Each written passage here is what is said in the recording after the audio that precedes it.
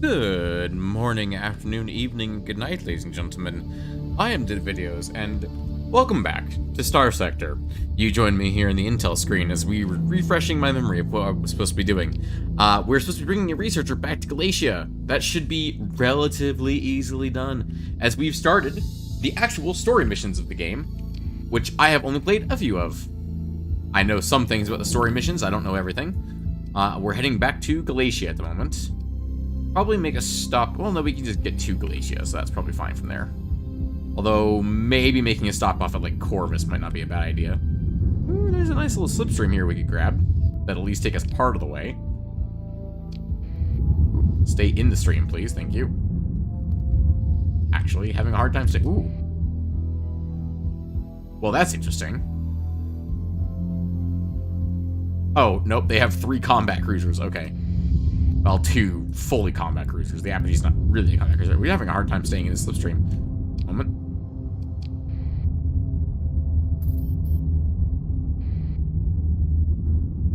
High burn sensor read. Oh my goodness, our burn level is 41. Holy moly. That's pretty impressive. That's the benefit of a slipstream right there. High burn sensor readings apparently gave us a thing right there. Excellent. Okay, so we were able to exit hyperspace right there. Delightful. And that is the benefit of a slipstream, ladies and gentlemen, as that pretty much took us pretty much all the way we needed to go. I just saw a convenient exit. Just need to head pretty much down now at this point. How's everyone doing out there in YouTube land? Because in space, no one can hear you scream from suffering, pain, or being thrown through various wormholes. We're actually back into the core systems already. That's Valhalla. Ah, we got a mercantile convoy. Interesting. And Corvus is right below us, so we might do a little bit of fuel acquiring in Corvus there. We'll go ahead and just jump straight to Jingala. Derelict ship for the Independent, huh? Ooh, that's pretty close.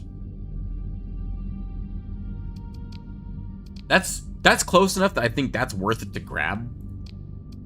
And whether we do it or not, don't know. Hello, Fast Picket. Jingala jump point's right here. Let's go ahead and talk to Jingala, shall we? Okay, so we got not a lot back from all of that, but we do want to pick up some fuel. Don't really care about selling off these at the most, specific locations. I just want some money back from them. We did lose a wolf, didn't we? Yeah, we did. I remember that now. We lost a wolf at the end of the thing. We have an astonishing amount of money, though. Any chance you got anything interesting here at Jingala? Well, the pirates have a few interesting things here. But for the moment, let's actually hop over to our fleet screen real quick. Because... refit screen, there we go. Where is our wonderful officer? He's currently assigned to the destroyers, right? Yeah. If you notice, he has a little plus next to his name now, so we can click on him. And we can level him up. Because he's actually gained enough experience to level up. So this is the way leveling up looks like. You get to choose one of these skills from the selection here. Polarized armor. Now keep in mind we are a wolf pack, so keep that in mind as we go forward. We might want we might keep Kelly Harper here in charge of our we might keep him in charge of a destroyer. We might put him up in being in charge of our anvil essentially, or we might put him in a frigate at some point. So ordnance expertise, dissipation per ordnance point spent on weapons. That could be good for a big ship, if we keep him as our anvil, so to speak. Ballistic mastery, damage dealt by ballistic weapons and ballistic weapon range. That's pretty good, but that's only for ballistic weapons. Polarized armor, maximum damage reduction by armor increased by from 85 to 90%, up to 3% for up to plus 50% armor for damage reduction calculation only based on current hard flux level. EMP damage taken reduced by up to 50% based on current hard flux level. Okay, and combat endurance. Combat endurance is really good for a wolf pack. The extra max combat readiness is really good as well. Because keep in mind, going over the base combat readiness improves stats across the board for the ship, as like aiming, movement speed, and other things that I can't remember off the top of my head. He already has gunnery implant, so he's got that. This would be good if we keep him in charge of like a low tech or midline like battleship as our anvil, so to speak. This is kind of mid, I think, all the way around. This one's okay. It's also good if we keep him in our anvil, and combat endurance is good if we turn him into a hammer at some point. Kelly, you're our first officer. I'm gonna make you. I'm gonna give you ballistic damage and extra range. He's steady. I like him. We're gonna keep him as our. We're gonna keep him as an anvil, I think, so to speak. Congratulations, Kelly. You're level 2. Then let's hop back to the fleet screen. What did the black market have to buy? They had a manticore, which we could pick up. They had a shade, which is pretty good. They've got a lasher that's pristine, although I think it's a pirate lasher. Actually, no, it's just a normal lasher. Not hegemony, not pirate, just normal. Weird. They've got multiple mud skippers. These are things we don't really care about down here. They've got a couple Cerberuses, which are more like freighters than anything else. They have a vanguard. There's a few things that could be useful here. The military likes to sell us a pristine lasher, actually. We could do that. In replacement for the wolf that died. Lashers are not bad ships by any state of the sector. They do have the accelerated ammo feeder, which makes them excellent for finishing enemy ships or taking down enemy ships that don't have shields. Just slap a bunch of assault guns on this boat, and call it a day, pretty much. Much better than what's available on the open market, at least. Let's pick up that lasher. And let's see what weapons we have available for refit while we're here. So, let's see. We've got one light needler. That's in my cargo holds. Let's put that in the front turret. Let's put... I do like the idea of the railguns. But that's from the black market, and I don't know if the... you think the Jingala Port Authority will notice that I picked up 2 railguns on the black market. Let's go with Sabos. If we go with all anti-shield, this guy would be a great shield popper. If we give him a light needler, 2 railguns, and 2 Sabos, it's a pretty good loadout for a shield popper. I don't know if I can trust the AI to do their job correctly all the time, but we can try. Alternatively, he has 2 Sabos and a light needler. We could give him 2 light assault guns. The range isn't great, but actually they have the same range as a railgun. Has that always been that way? Fair enough. Oh, they have the ballistic rangefinder, which does give them an extra 100 range, which is nice. Let's give them the lags. And then let's do 2 Vulcan cannons from the open market. Let's give him... let's give him an unstable injector. So he's got the speed on him. Let's give him some vents and some capacitors. Should be good to go. Okay. Weapon groups, make sure we auto-assign that at least once, so he's good to go. And Victory of Galatia. Congratulations, you are now ISS Victory of Galatia. There we go. Okay. And just like that, he is now one of our little ships, and we're going to repair him back up, or repair everybody back up, which only takes 14. We'll sell off that survey data that I didn't mean to keep. We'll buy all the fuel they're willing to sell us, and all the fuel they're willing to sell us. Oh, we're actually full. Nice. And I'm hoping that huge amount of fuel we just purchased might be enough to cover up any black market shenanigans. Maybe. They'll probably scan us, and they'll be like, well, that's suspicious. And they'll probably get upset because they didn't find anything.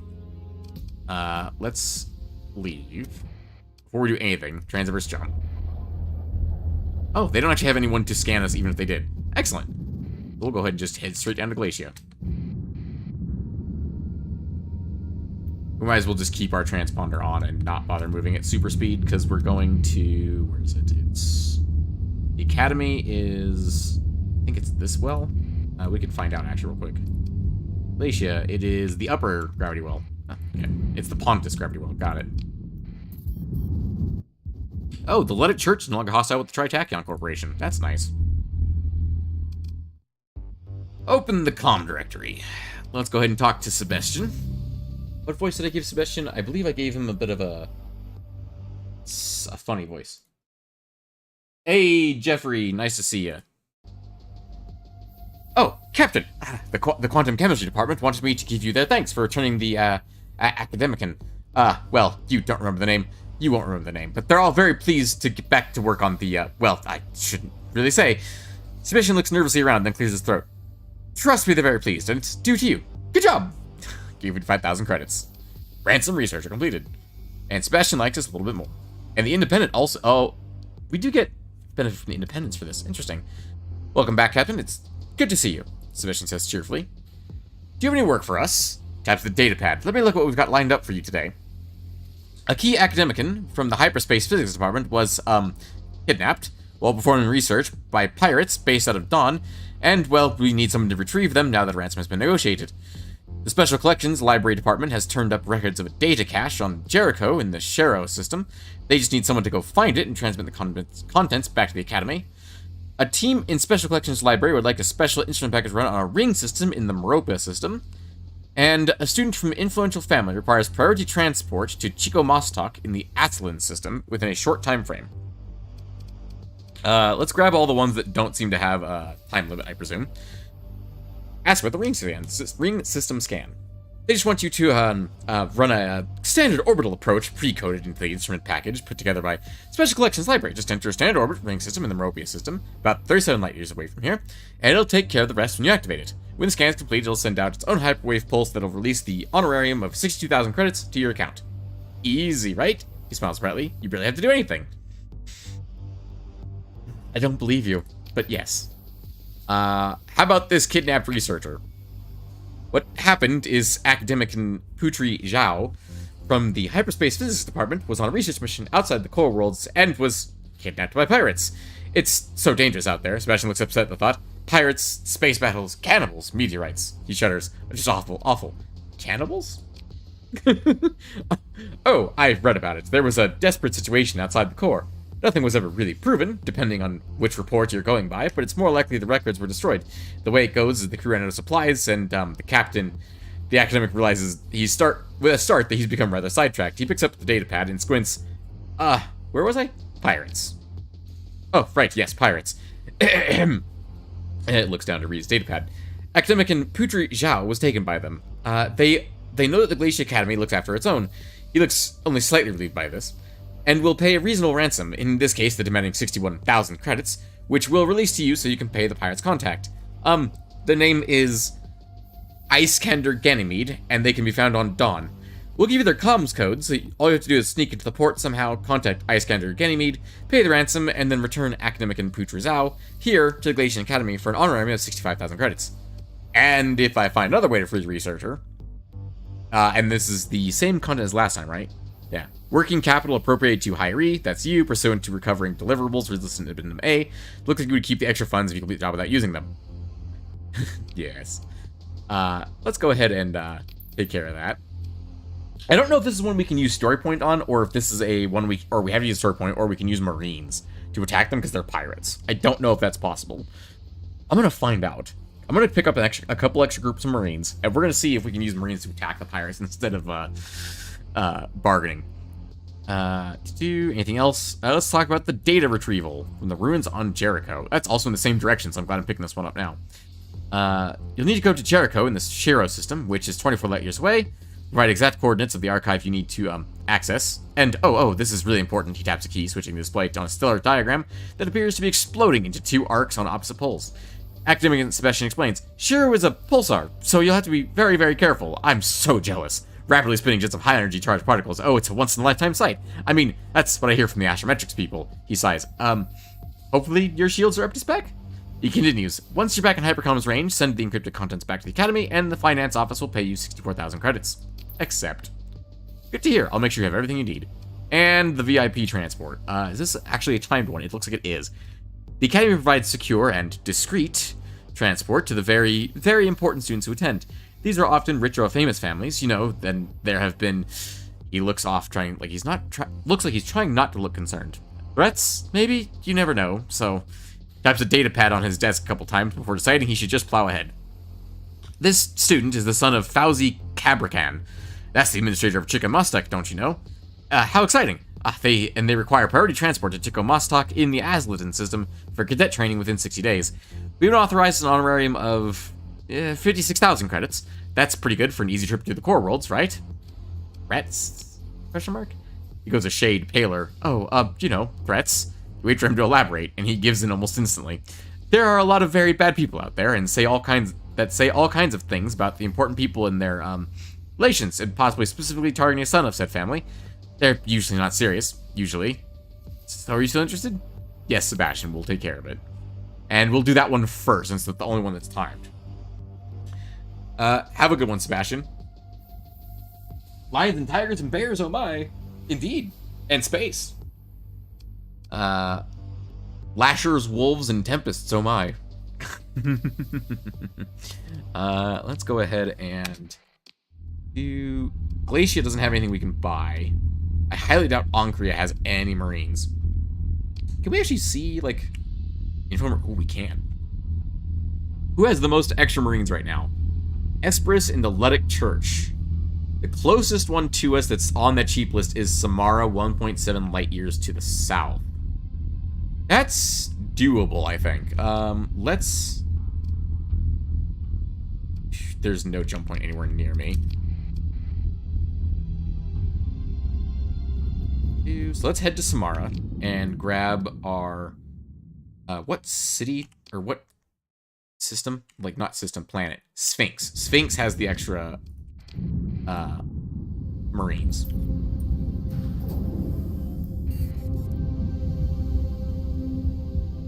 And then, where is Sphinx currently? Sphinx is bottom right of the system. Down here. Right there ought to do it. Sure the transponder's on, since we're jumping literally right on top of Eventide. I missed it by that much.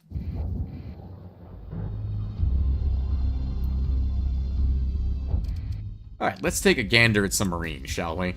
I have no idea if this will work, but we have plenty of extra capacity for marines, let me put it that way. I'm curious, how much does that actually... We can't test that. If we abort... Oh, it says 2.9 regardless. Okay. Well, that's fine. You know what, let's just pick up as many marines as we can carry. Pretty much. That's a good number of marines. You know what? He's the leader. One extra marine is the leader now. It doesn't actually work that way, but I love the idea of it. That's 10,000 for marines. I'm okay with that. I wish you could buy... I wish the marines that you bought from, like, the military instead of the open market were, like, higher trained or better. And, like, the ones from the black market were, like, cheaper but were greener. And the ones in the open market were, like, kind of middling. That would be really cool. I'd like if you could actually... If they varied the amount of, you know, experience the marines had based on where you were buying them. I think that'd be really cool. And, yeah, there we go. We got some cheap-ish marines. I never really used that, ability to, examine things like that, the extra information in previous games.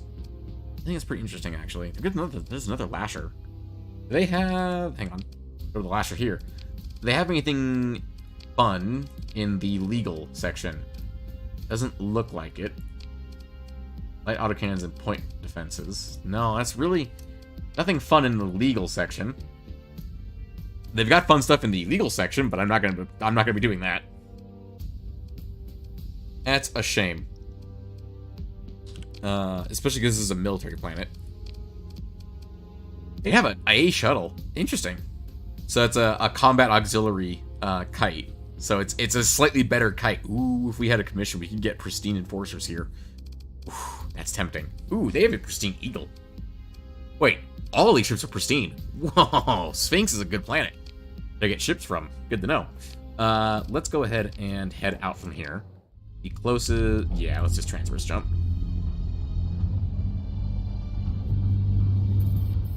Alright.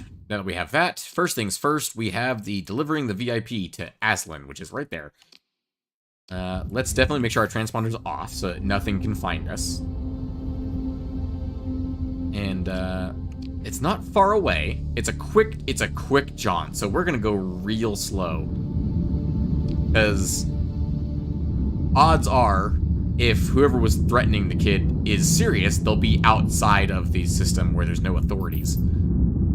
Also, the world we're delivering him to is Chico Mostok, which is right in a middle right, which I'm thinking it's probably right there. That's probably Chico Mostok right there. Looks like no one's in the way, so we'll jump straight down on top of the planet.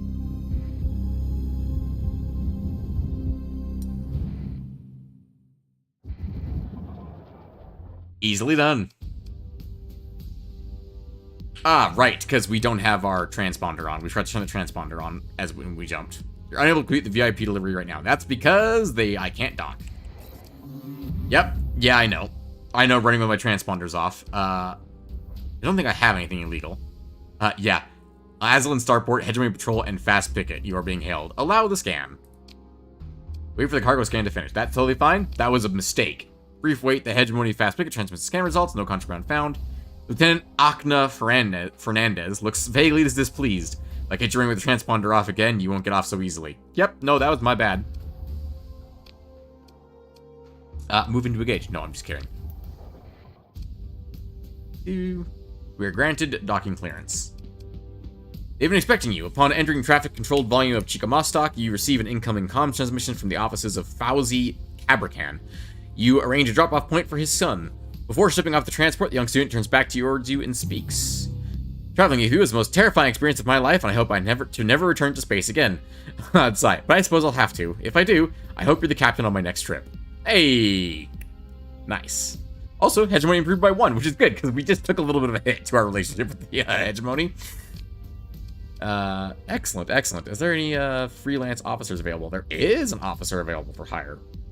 What can you do? Because remember, our Wolfpack tactics only applies to officers or ships that have officers. She has ordnance expertise. So you'd be a good anvil ship. I really don't need anvils. I need hammers. You are level 1 and you're steady. Which means, you know, she'll level up quickly. Or not level up quickly, but she'll do a good job at leveling up and she probably won't die. Or at least get her ship blown up. Trip sucked, but with you it sucked less. Exactly, exactly. I bet he probably can't hold his lunch through hyperspace jumps. Especially transverse jumps. You probably didn't even know those things were possible, considering that it's very much not really well known in the in-game lore of the game. Yeah, let's bring Callie on board. Callie Phobos. Let's bring her on board. 2,000 credit hiring bonus, 900 credits per month. And you can be ready to board within the hour. Sounds good. Let's assign her to... We're going to assign her to one of the other... The moment we could assign her to Imrium. That's where her current skill would suit her the best. Or we could suck it up and assign her to one of the other ships. Let's assign her to a ship that will get a lot of action. Let's assign her to... Also, as a note, we need to bring this one up to here. Let's put it here. I just want it visible. Let's give her the Azimut. It's a ship that we need crewed or captained because that's going to give it a bonus just from the Wolf Pack.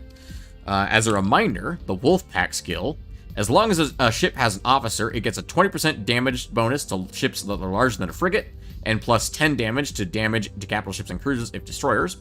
And a plus 50% peak operating time if frigate, or 25% if a destroyer.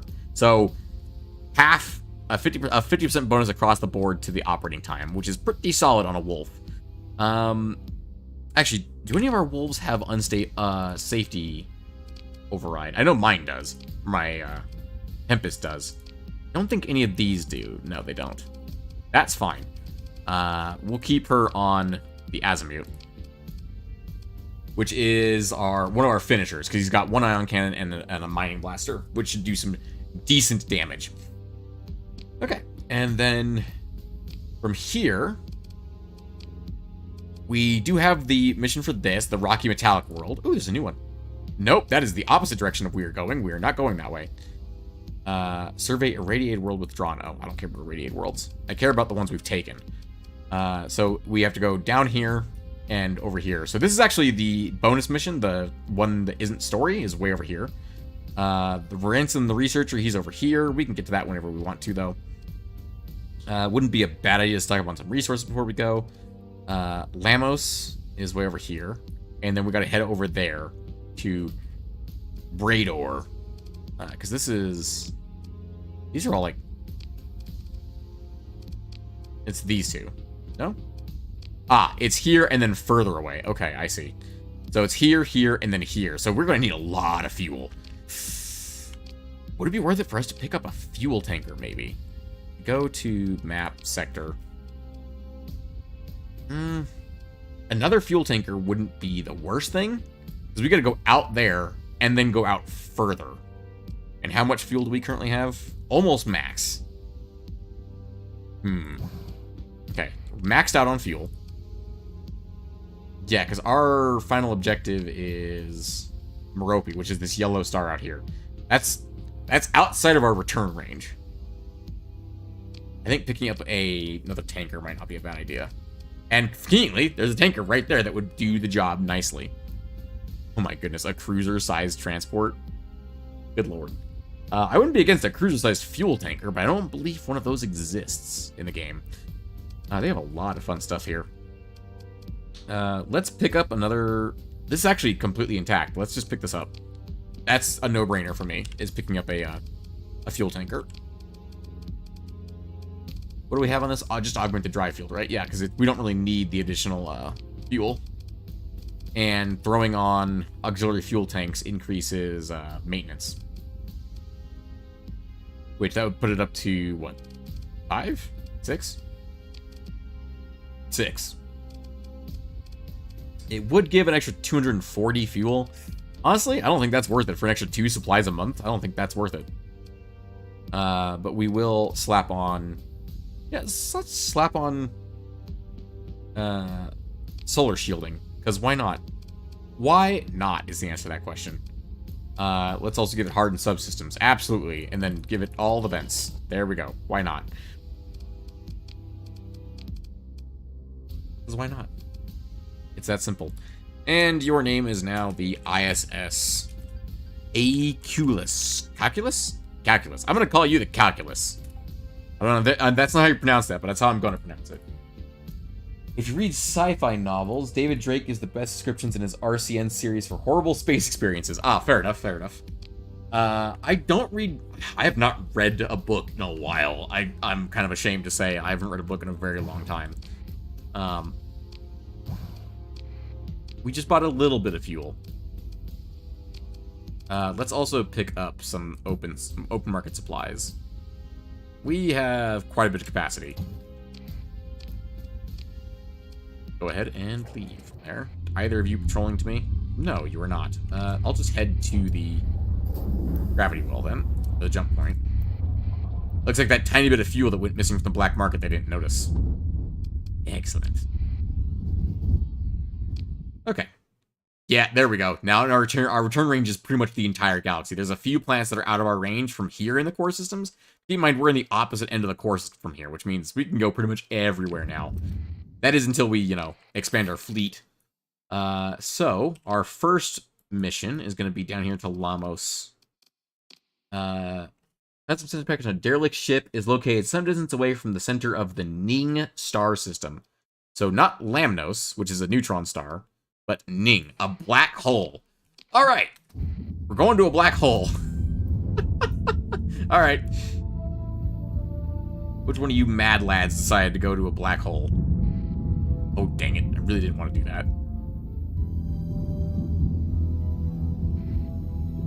The Kardashev Nebula. I like that. Nope. Not touching that. I ain't going to a distress signal. This is the right place, right? Yeah, this is Ning. Ning, the black hole. It says the midpoint of the system, right? Some distance away from the center of the Ning. We'll go to the inner system jump point, rather than jumping into a black hole, which seems like a bad idea. Oh, Oh, no. That's a terrible thing to see. I don't like that. Okay. Ice giant, gas giant. Oh, that's an even worse thing to see. There was no warning beacon outside. Delightful, so we're gonna have to find this thing and not get killed. Delightful. Some distance away from the center of the name.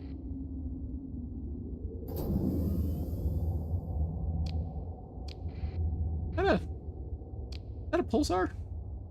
Oh god, Lamnos is in this system. It's a binary system of a neutron star and a black hole. Could this system be any more dangerous? Yes, it could be 2 neutron stars. Oh god, keep going. Oh god, go faster. Oh, that's horrifying. That is not a thing I want to see behind me. Oh god, I'm gonna have to start going down at some point. Oh my goodness, I'm actually out of its range. I didn't realize neutron stars had a range that was, like, determinable in solar system. Ooh. Hang on. Hey, it's a Tarsus. Run the sensor package. Presumably the scan will transmit the results on a secure channel once you're near a comm relay. A Tarsus in derelict. Let's go ahead and just take it. Art for stuff. And then let's get the hell out of here. I don't want to be in a system with a black hole and a neutron star. You know what? I will go take a look at the black hole just because it's cool. Can I see from here? Kinda. We're gonna go take a gander at the black hole just because I can. We're definitely not gonna go into the black hole. We're just gonna go near the black hole so you guys can see it because it's freaking cool. I really love the way it looks. Just sitting there, ominously. And now we're gonna leave and never come back. Unless one of these worlds is really shiny, which it's not. Alright, let's get the hell out of here. I have no desire to be here any longer. Goodbye!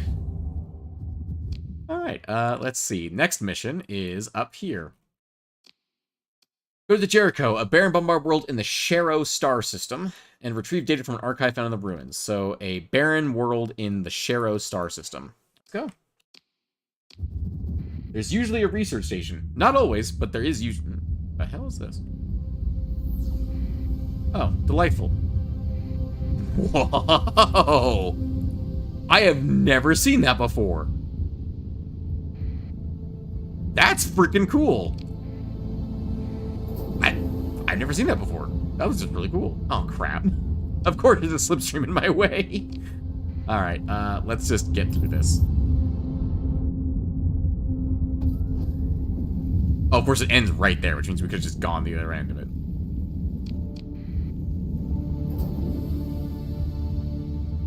Of course. Go ahead and resume autopilot course and get on our way, shall we?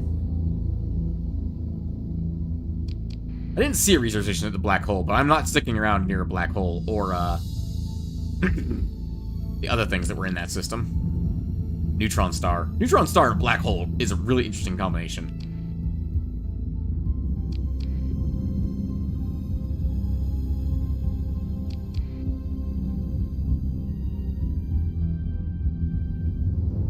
Interesting. So a trinary system of an orange star, a neutron star, and a red dwarf. And we know that somewhere in here is a barren, bombarded world. Let's put ourselves as far away from the neutron star as possible. This is when we're going to find out we're going to jump right into the neutron pulse. Oh my god, it's right there. Alright, 1 barren world, 2 barren worlds. Oh, that's the system down. That's the one down there. Okay. So I do need to go around this, though, which means I need to have... I'm basically just going to be sitting behind this thing playing, playing Space Chicken? I'm playing Space Chicken with a neutron pulse. There's something on over this. What is it? A Hyperion...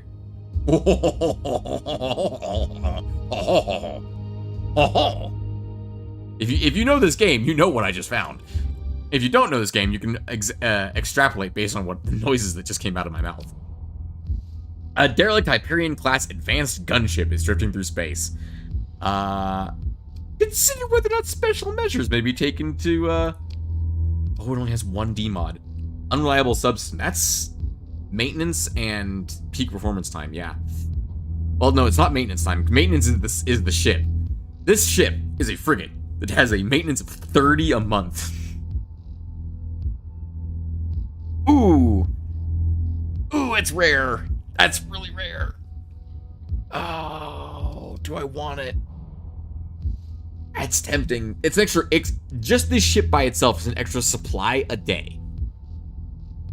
For the that perspective, my entire fleet is like 2.9 supplies per day right now. This ship by itself is 1 supply per day. Oh, that's tempting. Oh.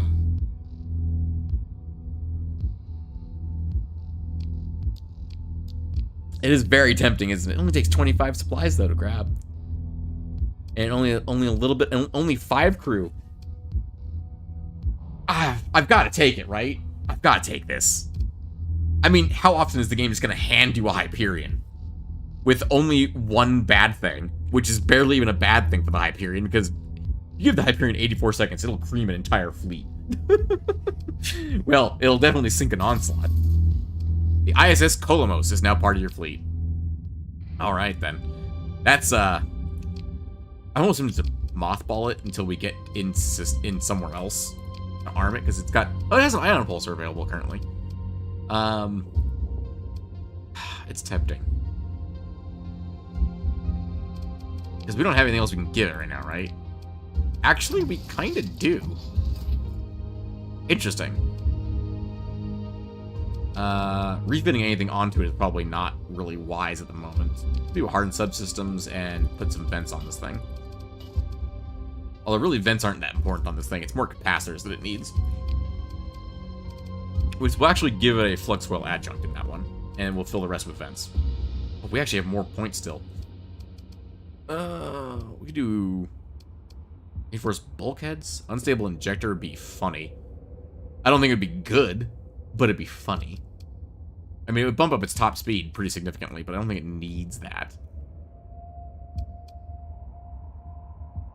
Yeah, sure. Why not? We got the points. Might as well use it. Weapon groups, auto-assign. There we go. Confirm. And, yeah, the Kolomos is now available for use if we so choose. Which, I'm glad we did come in behind the Neutron rather than, like, in it. That would be a real shame if we came in the Neutron wave. Oh, it must be hitting another star right now. I don't trust that. It's gonna reappear at any moment. I don't trust that. Okay. There's a Vigilance class. Oh, we'll at least take a gander at the Vigilance. Oh, there's a pod. A single occupied sleeper pod running on backup power. Lieutenant Blair Anka, level 5, has joined your fleet. Ooh. Alright, the Vigilance. No, we don't need it. Although it would have been funny to recruit her and the thing. And her ship. A scan of coordinates provided by the academic Sebastian shows the location is long deserted. Your sensors officer tentatively identifies the archive on the readout. It appears to be in relatively good shape. Send a team down. You send down a small salvage team. They access the archive and extract the specified data cores without undue difficulty. Perform a survey. Sensor officer frowns at the blinking indicator. Captain, there appears to be a faint signal coming from low orbit. They pull a detailed scan of the transmission source, the primary bridge display, an orbital nav grid overlaid with icons and telemetry. The transmission is very weak. We only picked it up as the survey array ran through its calibration cycle. It looks like an automated instrument package deployed in low orbit. Power source is degraded. It's got to have been here for a while. And the signal? Sensor officer activates the audio output, a garbled loop, wailing in and out of coherence, a recorded voice, perhaps? The transmitter must be damaged, but with a little work, a hint of pride enters her voice. There. Meant of the Glacia Academy. If found, I implore you to return the data core to the Academy for a reward of 18,000 credits, authorized by Provost Thomas Calator. Message will repeat. Order the data core retrieved. Your ops chief oversees a retrieval mission by the book staging approach and scan to maximize safety in the event of environmental or technological hazards. The salver team is used to your chief's attention to detail, and within the hour, place the instrument package data core into an EM shielded crate. Inspect the data. Cursory inspection by your technology officer to make sure this isn't some kind of bomb or rogue AI core reveals a data core packed to its limit with a compressed telemetry streams. It's a lot of data, they say, scrolling the vast columns of numbers. What is it? Well, technology officer brow furrows. Recordings, sensor logs detecting, they pause the data feed, examining some of the numbers. Some kind of field strength? You're beginning to get the impression that your tech officer doesn't know what this device was measuring. If you don't know, just say so. Ma'am, yes, of course. Is that a hint? Is that a hint of a blush? The reprimand is made, so you push no further. It doesn't matter what's on this data core, corrupted or not, so long as the Glacia Academy pays the credits promised for its return, you order the crate secured in the cargo hold until your fleet finds itself in the Glacia system, which we'll be doing relatively soon. We don't need to perform a survey here. If the Glacia team was here, there might be ruins. What are the odds there's ruins here? There might be ruins. Let's do it. Scatter ruins! Leave and explore the ruins. Salvage crews report several ships found in a sealed hangar bay. Closer inspection reveals they may be restored to basic functionality. Any ships not recovered will be scuttled, and any fitting weapons, fighter LPCs will be retrieved. An Atlas fucking super freighter. Degraded drive field, erratic fuel injector, and increased maintenance. Erratic fuel injector, compromised storage, degraded drive field, increased maintenance. I don't really want either of these. Like, I want an Atlas, don't get me wrong here. I'd trade out both the Buffaloes for a single Atlas. That'd be useful. But, neither of them are worth recovering at the moment. Begin salvage operations. Food. Or not food, organics. And guns. Organics and guns. Let's go ahead and leave. And let's go take a check near, not that way. I really don't think moving this way through there to go to the neutron star would be a good idea. I do want to go look at the neutron star, because A, it's a phenomenon we haven't looked at yet in this world, or in this game. And B, there sometimes is a research station near them, as far as I know, much like black holes. Doesn't look like there's anything else here. There was something on this world and this world, so let's do our due diligence and check out the last planet in the system and see if there's anything orbiting it. Anything interesting? Nope, doesn't look like it. Alright, let's get out of here before the neutron star swings back around.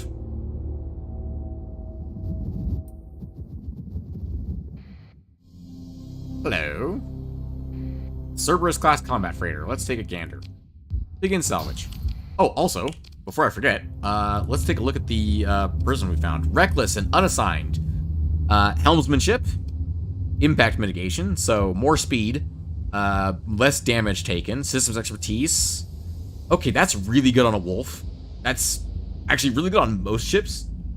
Also, she looks freaking crazy, so that's perfect for her reckless thing. Ordnance expertise and polarized armor. Okay, not the best officer, honestly. Like, this is really good. This is pretty good, or this is pretty high tier. This one's okay. These two are kind of meh if I want to put her in a specific thing. Can I retrain her? Yeah, I can. But that doesn't let me change her skills. Oh, and she has elite in polarized armor. So increased flux dissipation rate while venting. So she vents faster. Hold up, she vents faster. Would it actually be a good idea to put her in the Hyperion?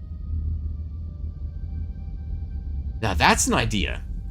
I don't know if I trust a reckless officer in a ship as expensive as a Hyperion, though. And I want to fly it myself. But having someone in charge of the Hyperion might not be a bad idea. Also, that ship systems expertise would be freaking amazing on the Hyperion, I just realized. Ooh. Yeah, actually. Blair, we just found you. We're gonna give you the Hyperion.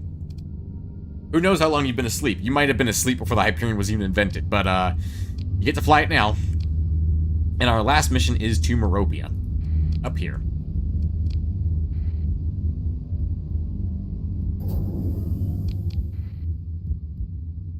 Oh, there's a slipstream going up there.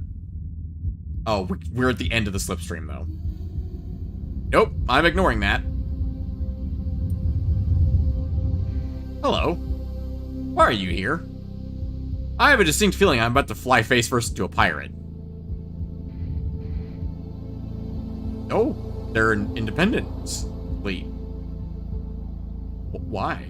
Why are they way out here in the middle of nowhere?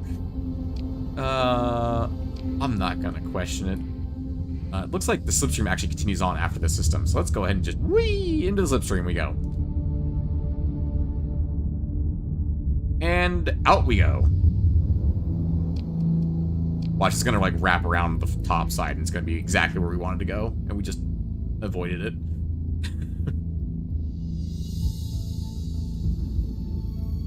And it's the yellow system. Yellow star Meropia that we're going to.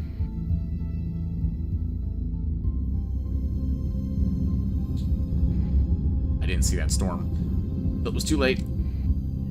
Hey, if we actually leave relatively soon, there's a slipstream literally heading right away from Meropia we could take. That's very convenient. If we leave soon enough. What are you doing? Well, that's inconvenient. Although you're not very dangerous, honestly. Hi, how you doing? No. You don't get to run away. Come here. Yeah, we're gonna pursue you. I think we probably take them with just 2 ships. And the 2 ships I'm thinking are my Tempest and the Hyperion. Ooh, the Buffalo took some serious damage from that storm. That's okay. The Buffalo will repair over time. Yeah. Let's deploy the other officer so he gets some experience. The new guy. We're gonna turn your ships into slag now, okay? Thanks. Hey, thanks. Die.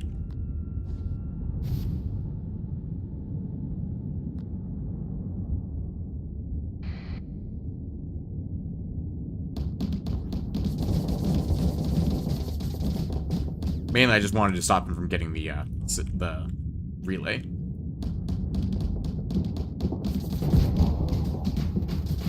Oh no! Are you are you all EMP'd? Oh no! What a shame.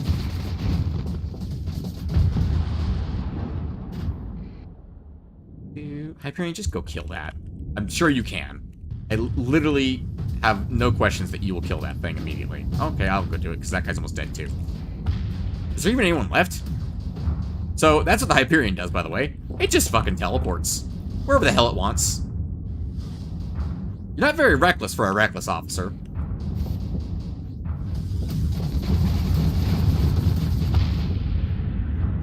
Also, I'm sorry. There's someone up here. How dare they exist?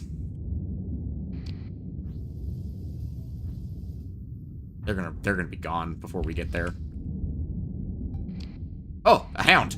I think I'm the only one who can catch up to it. I think I'm the only one fast enough until I slow it down. Oh, the Hyperion can actually catch up to it as well, because I've slowed it down. I'm just gonna keep you focusing on me, and then something bad's gonna happen to you. There we go. Simply done. That's all of them. Whee! Gotta do a little spin. See, this is why you don't be pirates. I don't even want to consider any of your ships to be recoverable. They're just garbage. Okay. Oh. I leveled up. For a second, I thought one of the AI leveled, or the NPCs leveled up. Nope, I leveled up. Having an additional officer would be pretty cool, actually. Or having, oh, it's maximum level of officers. Ooh, interesting. And maximum number of elite skills. That's pretty trippy. And then that one as well. That's really trippy. I do love the idea of being a commander of a wolf pack and, like, really prioritizing, like, buffing up my people rather than just myself. But, what else in here would actually be useful? Coordinated maneuvers would be useful. Weapon damage for all combat ships. And it gives me advanced turret gyros. It's not bad. That also affects ground operations. I do like ground operations. I'm thinking we might do tactical drills. Because then there's... Let's think about this. We're level 6, right? So we've got this point and then 9 more points ahead of us. Because the max level is 15. So we want one of these. We'll grab probably both of these. We grab one of these. We'll able to build one more permanent home on a ship. That's stonkingly good. All ships without officers gain non-elite helmsmanship, damage control, and combat. Whoa. Deployment point cost reduced by 20% or 10 points, whichever is less. That's insanely good. Fleet. 100% faster command point recovery unless command was transferred to a ship or something without an officer. That's not as good. But the all ships without officers gain non-elite helmsmanship, damage control, and combat endurance. Although if we're rocking a small number of a wolf pack idea. Base officers is 8, and then +2, that's 10 officers. That's 10 wolf pack ships. Plus or minus, a couple anvils here and there. I think we're probably okay with just that. Let's...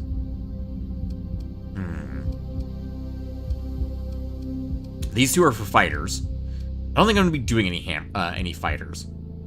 Although having, like, a single Astral as, like, our giant anvil would be really good. An Astral is the capital-sized super carrier. It's really good. It's the high-tech super carrier. It's really good. There's actually a guy in the Starsector community. If I remember, I'll post a link to him later. His name is Captain Hector, I think. He basically just beat 5 of the most insanely overpowered enemies in the game using nothing but Astrals, which is really cool. I think we're going to grab coordinated maneuvers, because that's extra speed for an extra 6% per frigate. So that's pretty good. And also that gives us Nav Relay and Operations Center, which is useful, but not the best thing. Up to a maximum of 20%. Ooh. Okay, so again, that pops up. That's at max with only 3 frigates.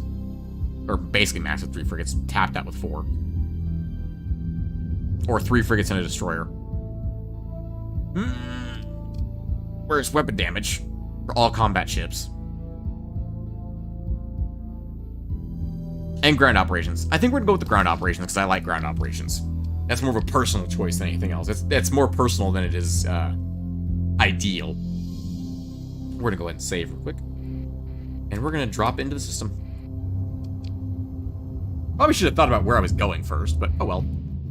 I believe I'm supposed to be going to... Nope, I need the sector map, please. System map, sorry. Where am I going? Oh, way over here. Well, I mean, I'll check this debris field while I'm here. Cargo manifest indicates the presence of a quantity of transplutonic ore. Well, I mean, I'm not going to say no to a little transplutonic ore. That said, I am going to go to the world that I'm supposed to be going to. A barren world, but it's yellow? There's also a sensor array in system. What is the distinction of having a yellow name versus a not yellow name? We'll check it out before we leave. We have plenty of supplies for the moment. We're currently repairing, so that's something. Also, there's something in orbit of the sun. Let's remember that's there. Probably a research station if it's next to the sun. Hey, no hits. There we go. Target location.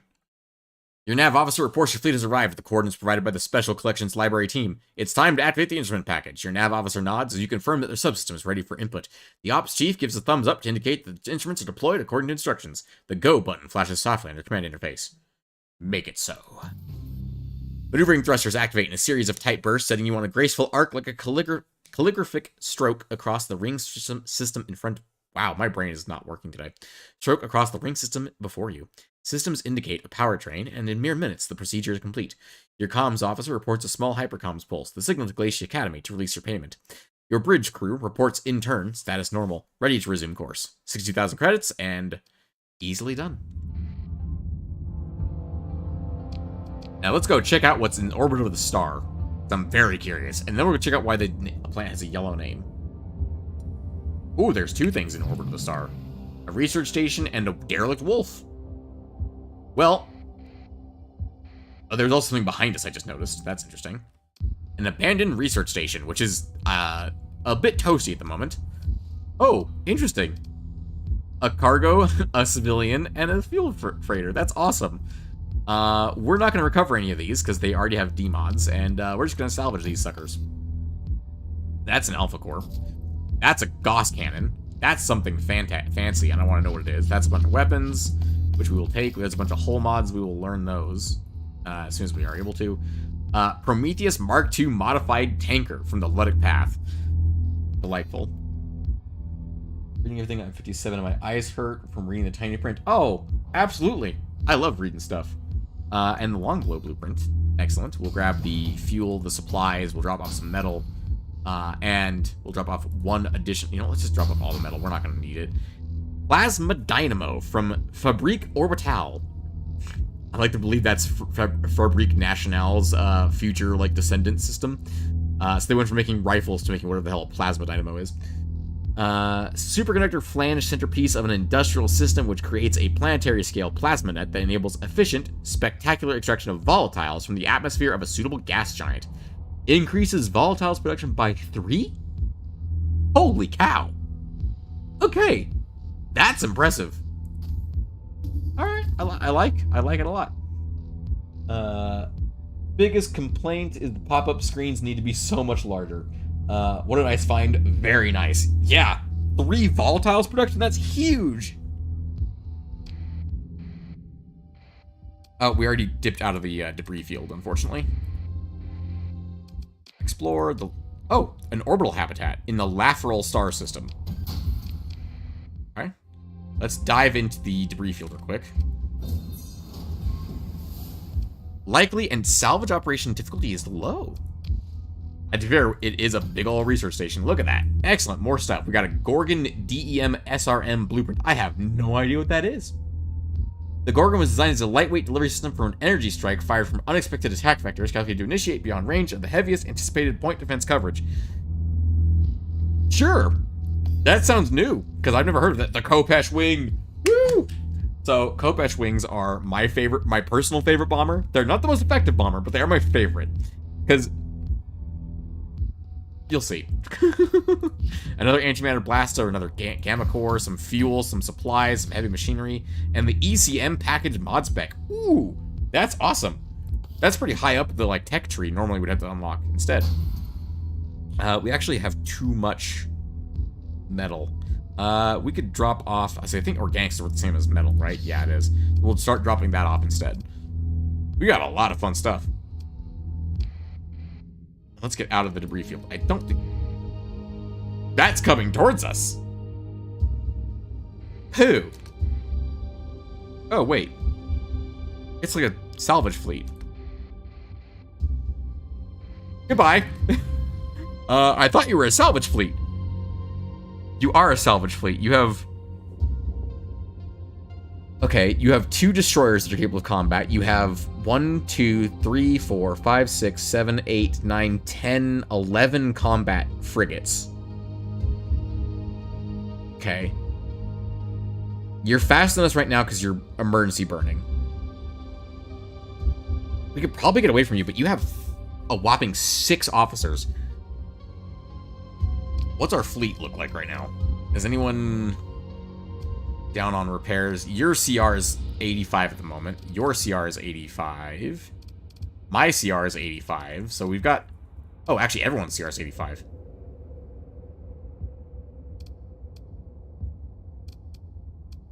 I thought that was a per ship thing, not a fleet thing.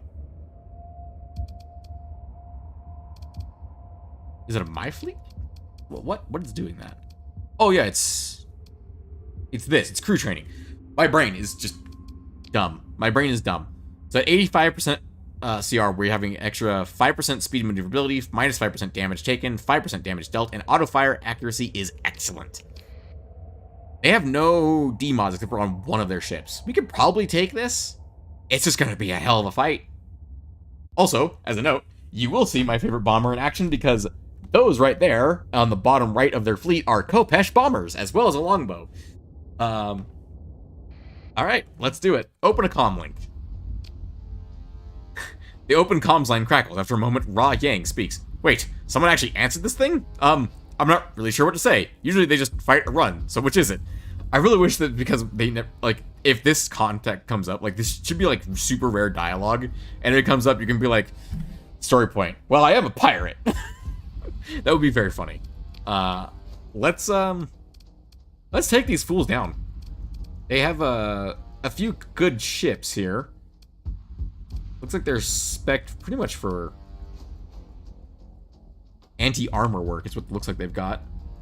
Yeah, those are light mortars, salamanders, machine guns, assault cannons. Oh, those are heavy autocannons. Okay, so that little shit right there is going to be the anti-shield guy. And he's reckless. Okay. Move in to engage. Transfer command. Do I want to be back on the big ship, or do I want to stay in the Tempest? I think I want to stay in the Tempest, and No, I don't want to stay in the Tempest, because I'm not going to use the Tempest in this fight, because it's a chaser. I'm going to transfer to the Manticore. Let's continue. Let's bring in the entire wolf pack, minus the Hyperion and the Tempest. We're going to keep those in reserve for chasing, because they had so many fuel tankers in stock. And recovery cost, 52 supplies, understandable. Total is going to be 72 at the end of this fight. So that's a lot. But we did just recover a bunch of supplies from the research station. Now, I might need to start sending some orders, because they have got a lot of little ships. If we could chase those down, that would be really good.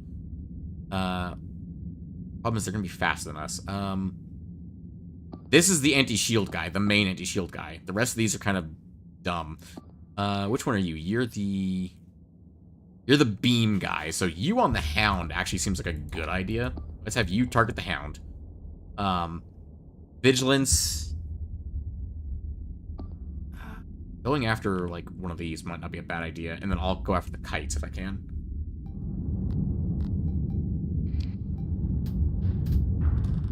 Or I'll just go after whatever ends up in front of me.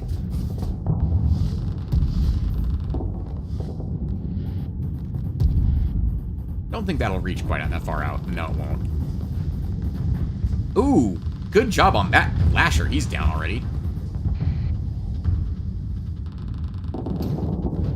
I'm sorry, did you like having Flux? Because you're not allowed to have it anymore. Oh, I can almost snipe that guy from here. Yeah, the Hound is disabled. Ooh, that's a whole lot of frigates over there coming in that side. We're pushing pretty far up into the backside here. There's a destroyer right there. Let's take those on the chin. I'm gonna go for his bucket and put some fire down on him. That's a couple of Tropos. Oh, that's the bomber wing. Ooh, that's a lot of firepower, but we're okay. We just need to vent for a minute. Those were EMP missiles. Interesting.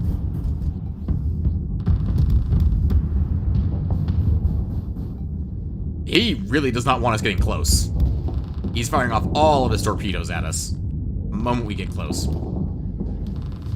Oh, stop firing, please, because I'm about to need a lot of flux for what's about coming my way.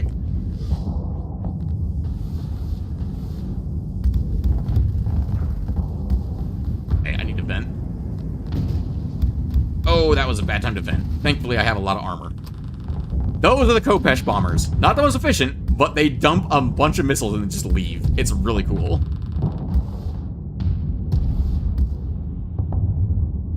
How many missiles do you have on that frickin' boat? Okay, how is this going? How are you guys doing? Looks like you're doing okay. You really need to actually be helping, rather than being so far away. Go after him. You... go help him. Nope. Go help him. And then... you three...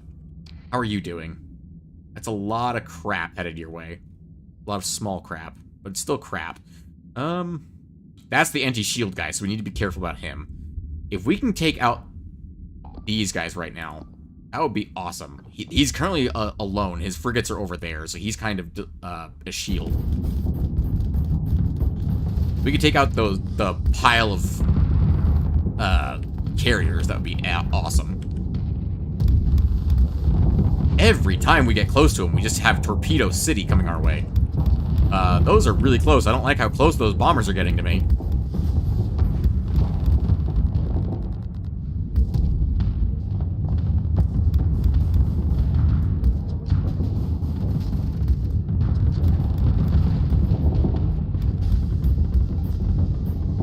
That's an anti-shield gun.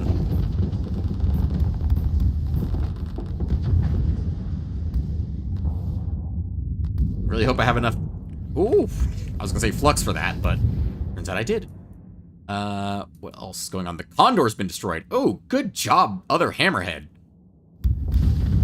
Good job, Kelly. I think that's Kelly up in the other Hammerhead.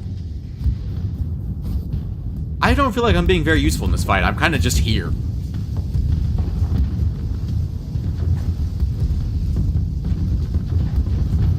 I forgot I have missiles. Wow, my brain is... I'm so sorry for my poor play. My brain is fucking cooked. I think I said it in the StarCraft stream, and thankfully the StarCraft missions today were pretty easy, but my brain is just not functioning at the moment.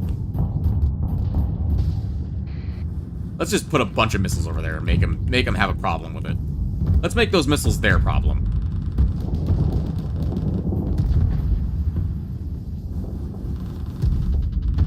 Where are you missiles going? Oh, they're going over there. That's fair enough.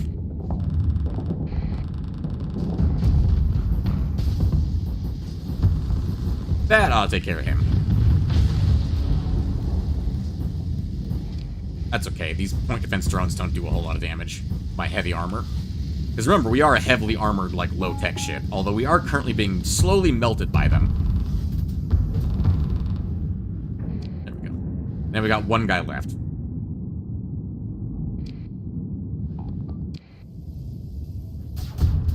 He's getting hung up on the drones.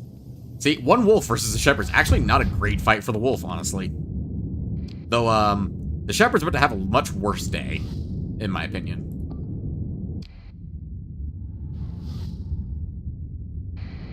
Can you please get him before he leaves?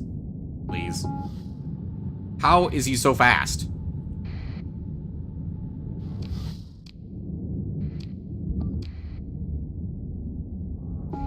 Come on, get in there. Get him.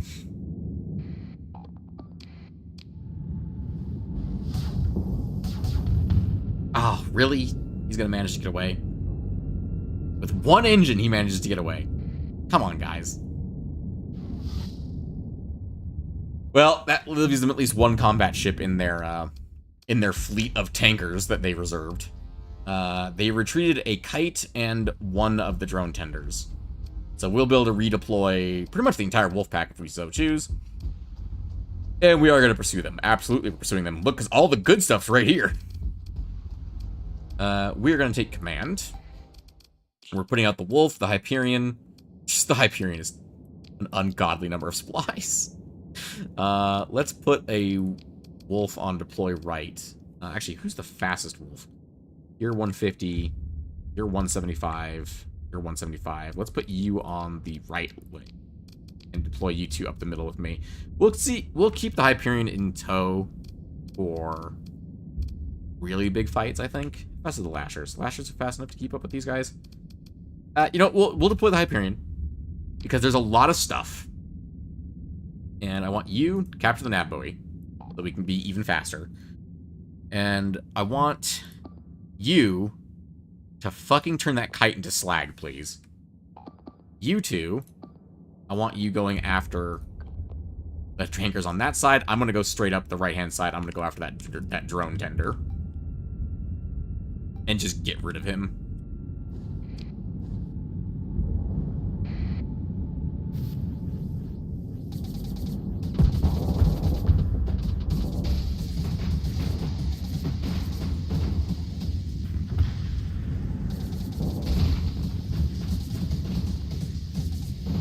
Nice and easy. And the kite's already dead too. Excellent. Alright, let's go toast us some other boys, shall we? Nav buoy is deployed. We no longer need to worry about controlling that. I want you to eliminate the one, like, in front middle. Yeah, you going after... I'll just leave the Hyperion to go after whatever the Hyperion goes after. Honestly, it doesn't matter to me. Actually, you can go after that guy. You'll be able to catch up to him easily peasy. Easily peasily? Sure, those are words. Why am I raising shields? You have point defense weapons. I just blew myself up.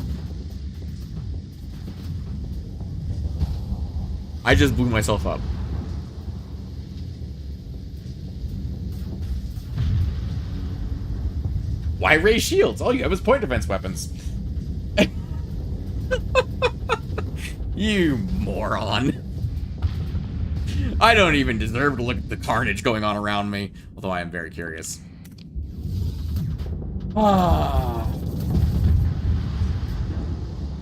You know, sometimes I think I have a brain, and then other times I do things like that. And I blow up my shiny, expensive Tempest by blowing... How did one get away? Consider ship recovery. Oh, it has a D mod now. Degraded. Oh, engines. I need those. Oh, it increases my fuel capacity? What? What is it doing? It doesn't say what it's doing. It decreases my peak performance time? Doesn't sound right.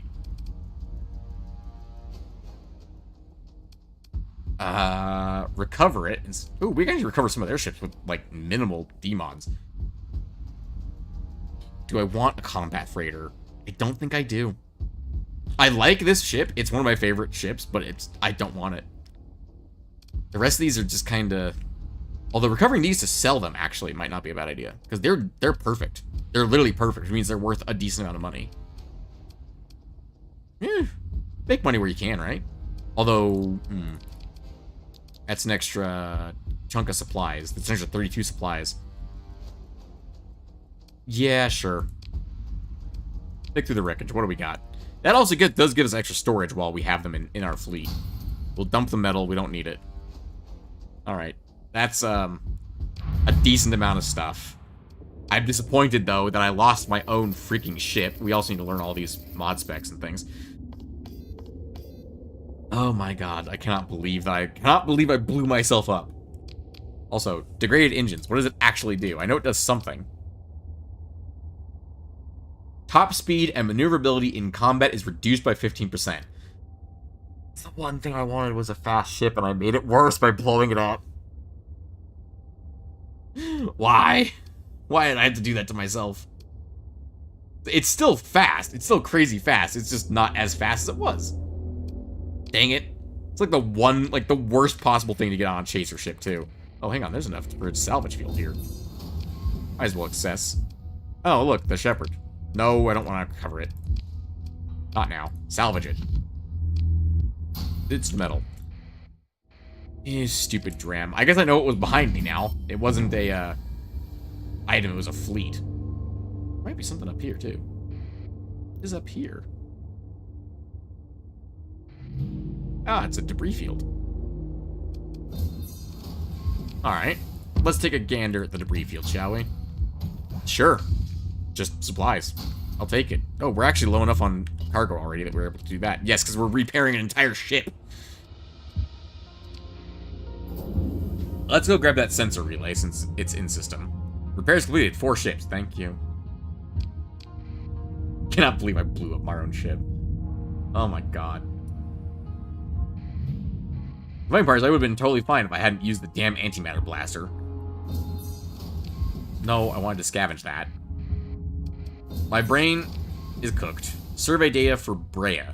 A cryovolcanic system... Cryovolcanic world orbiting a gas giant in the Wendigo star system. Notable for having plentiful volatiles. Interesting. Given the item that we just picked up, that's very interesting.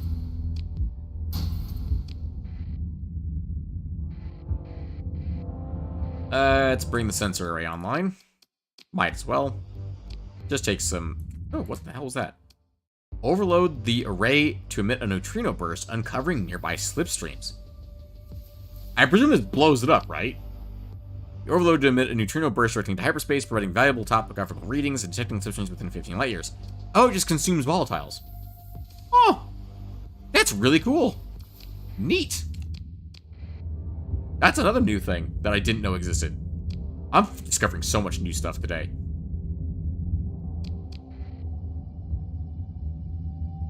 And we're gonna head down here to find out what the difference is between a yellow world and a non-yellow world. Is that it has a debris field next to it? Because so far, that's what I've discovered. Possible there's something of value, but high risk. Salvage crews find a functional memory bank in the debris. It contains full survey data for Nav, an ice giant located some distance away from the center of Pitrulaka star system. World's known for having plentiful volatiles. Good to know. Let's go ahead and scavenge. We lost 5 machinery. That's okay, we got 1 back. And a little metal. Alright, why are you yellow, Herm? No atmosphere, extreme heat. Perform survey? Moderate ore. You're garbage. What about this one? Is size the difference? I really don't know. Perform a survey. We have an extra 700 supplies right now, so we should be okay on that. Rich ore. Honestly, you're both pretty garbage, but to be fair, it's not to be surprised. But why is it yellow? I don't understand why it's yellow. Hold on. I've been in the system this whole time. I didn't notice there's a freaking Terran world in this freaking plant system. This is a world that's basically already habitable. Like, I didn't notice this. My brain is fucking Swiss cheese, I swear, guys. I swear. Perform a survey. Yeah. Poor light, but it's habitable. So it only has a hazard rating of 100%. And it only takes 40 supplies to survey it. Common organics, moderate ore, sparse rare ore, okay. Rich farmland, widespread ruins. Class 5 survey data. Widespread ruins, I believe that means that if you set up a colony, you can actually get, like, you can farm the ruins, essentially, for a while. That's interesting. Explore the ruins. Absolutely, salvage that operation. 1,000 food. I don't think we have quite enough space for that, but we'll take the Phase Lance, the Piranha LPC, and the supplies. And then, food's actually worth less than metal. Interesting. But I bet there's currently... Oh, we need to be within range of a functional comm relay. We'll take the 89 food that we can carry. And we'll go on our way. Does it look like to establish a colony? So, +1 food, -1 transplutonic ore, moderate ore, common organics, poor light, habitable. That's not the worst thing ever for a world, honestly. Have I seen better ones? Absolutely. Have I seen worse? Yes, plenty. In this system, in fact, there are worse. Ordered him to hyperspace. I don't trust that. Although you have, like, no combat ships. Okay, it has, like, no combat ships and it's a pirate. And I'm currently touching it. Yeah, I'm attacking you. You're a pirate, and you have 5 frigates, 3 of which are drone tenders, and a buffalo as your combat ship. Like, your biggest ship isn't even a combat ship, it's a freighter. I am going to turn your entire fleet into slag. What do you have to say if I talk to you? Oh, Attention Prey, you and all your possessions are now my personal property. Your resisting ship will be disabled, boarded, and your officers massacred, and your crew sold slaves. You think you can win this, Autumn? Autumn Korolev, you think you can win this? That's a damn shame, because you ain't winning this fight, Korolev. I could beat you with, like, 2 Mire Destroyers. I don't think I want to test that theory, but I probably could. Transfer command. Let's take control of the Ibrium. Let's see if the AI handles the fan better than I do, because I handle it like garbage. Let's go ahead and come on in. Let's send in the officers. We might generally be able to take this out with just this fleet. Bring in... The Manticore's not going to get any use in chasing down the other ships. It's just a bunch of frigates. Yeah, let's just bring in this fleet. This is fine. I forgot the Imbrium is not really set up for human piloting. That's okay. We'll figure it out.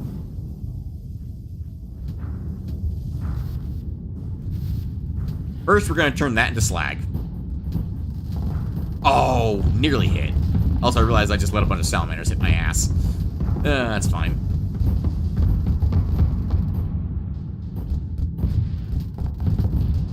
Really, I've managed to nail other missiles and weapons twice now. Go ahead and take that ship out of existence, please. Thank you.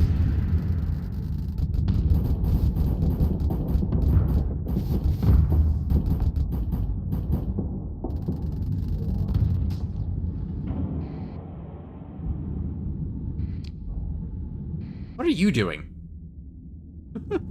I mean, he's steady, but I feel like he should realize that there's a single frigate in front of him. He should just chase it down.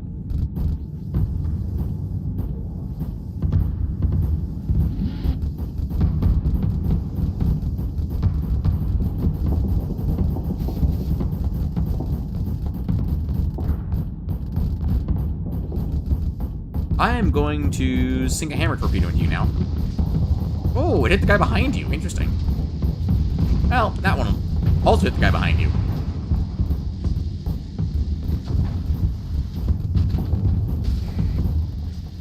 Can't overload me using lasers. I'm going to sit here. I'm going to slowly shoot your drones to death. Okay. Now I'm going to turn you into slag, please. Thank you. That's a salamander. Ooh, you might actually not hit me with that. Yeah, you didn't hit me with that. You know, it'd be a darn shame if there was a missile headed towards you had to deal with.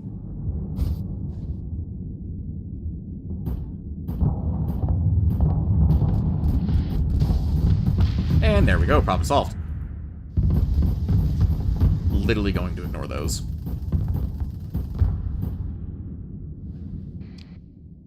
What are you two doing? What on earth are you two doing? He has lags. I guess you're afraid of the various Tropolis torpedoes on him? I'll head in his direction. I think he needs more help than this Shepherd does. Yeah, that Shepherd's toast. As soon as he decides to do something. Like, don't you have railguns? Yeah, you do. Okay. Sure. What the fuck was that? I didn't issue a command. Oh, I pressed D on accident.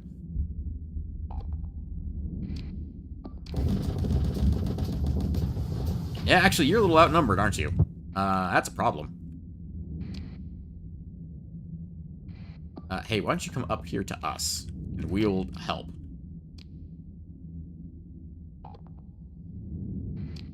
I keep triggering commands. Ooh, you're overloaded. As soon as you're unoverloaded, get away from them. You're faster than them. Disengage, you damn moron.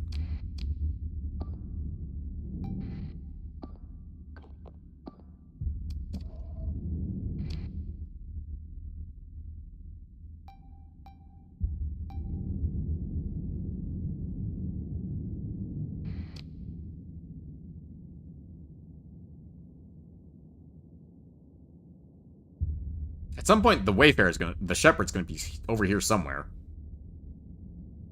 Hey, he's gotta be. Somewhere. Go find him.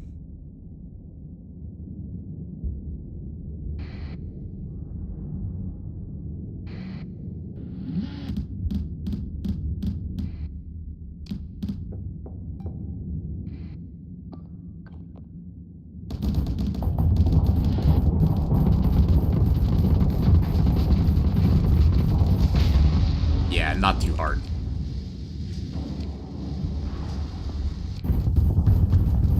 Yeah.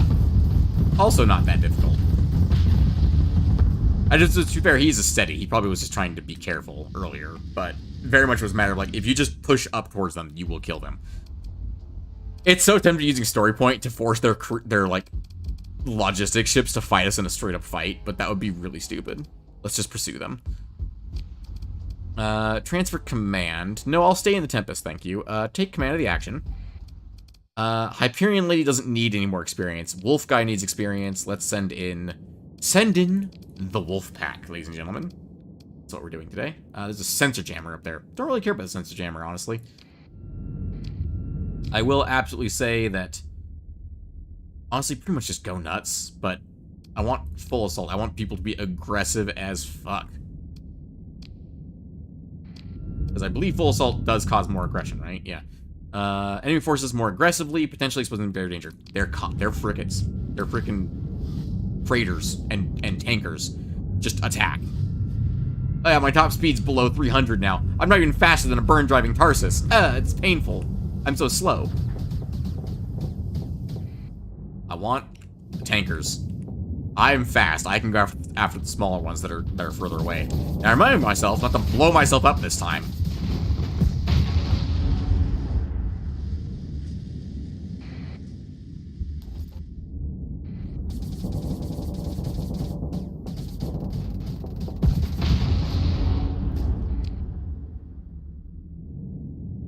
Pretty sure there are more drams than that, right?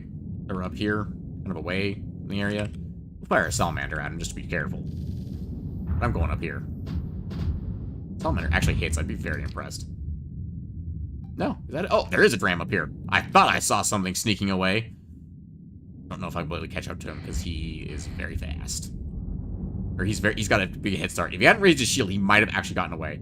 I don't know if he'll get away now.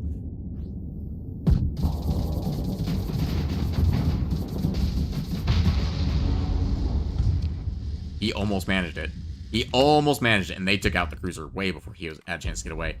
And that, ladies and gentlemen, is how you actually take out freighters without blowing yourself up. I'm never gonna fucking let myself live that down. I literally... I cannot believe that happened. Oh... Given the state of my brain, I don't think I should be terribly surprised by that, but... Man, I didn't expect it. Ooh, that's a tight turn. Whee!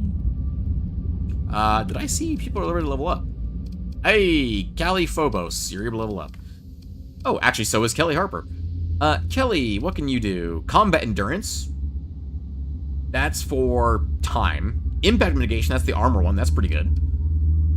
Because remember, Kelly's going to be running at least one of our anvils. Target Analysis. Extra damage to destroyers, cruisers, and capital ships. That's not bad. All of these are good. Let me put it that way. Except for this one. I think that's not super important. Although maximum combat range is on a capital ship, does mean more auto-fire accuracy for his weapons. And that's about it. The elite version of it's kind of okay. It self-repairs. Damage control, which is minus to hull damage taken, crew loss damage to hull damage in combat, and faster in-combat weapon and engine repairs. Damage control is really not as good as it used to be. Interesting. Hang on. At most, once every 2 seconds, single hit hull damage above 500 points has the portion above 500 reduced by 60%. Oh, okay. That's pretty good. So, like, torpedoes get reduced by a significant amount. Okay. Versus target analysis and impact mitigation, which is armor damage taken and weapon and engine damage taken. These are good, but I'd rather have, like, the polarized armor or the ordnance expertise on him. I think he already has that, doesn't he? I think he does. Let's go target analysis. Just more damage on the hammers is pretty good. No, he doesn't have ordnance expertise. Callie has ordnance expertise. Callie, what can you do? Energy Weapon Mastery. Energy weapons deal up to 30% damage at close range based on firing ship's flux level. Full bonus damage at 600 range and below, no bonus damage at 1000 range and above. That's not bad. Target analysis is very good. Combat endurance, that's also very good. I think it's got to be combat analysis or target analysis. Combat endurance or target analysis. Let's go with target analysis. What's flux generated by energy weapons? Yeah, let's go with target analysis. That's very good. Okay. Delightful. And she's also a steady. You might want to make her into aggressive rather than reckless. It's good enough at the moment. And our only objective right now is go home. And also go get the researcher from Hypersil. Alright, let's get over there. Let's get moving. Oh, that's the end of the slipstream. Alright, sustained burn, go. Let's mark Hypersil, which is somewhere. Where is Hypersil? Up the top. There it is. That way we know which direction we're going, or which direction we should be prioritizing, I should say, as long as we're in hyperspace. Oh, that's actually ebbing. You can see it going up and away. Oh, interesting. It's very interesting seeing the formation and degradation of existing slipstreams. That's really cool. We weren't going to be able to swing around that. So, better to go slow. This looks like just a freaking wall. So, try and navigate the best we can. Something just showed up behind me. Did an active sensor burst there. Oh, goody. Hyperspace ghosts.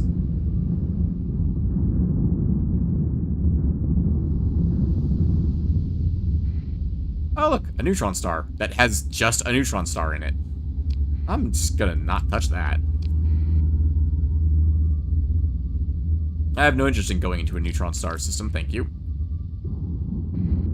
Oh, no, it's being pushed. Okay, I didn't want to be pushed. I think we can go straight ahead of us. And down. I'm trying to keep an eye on all the storms, but it's not easy.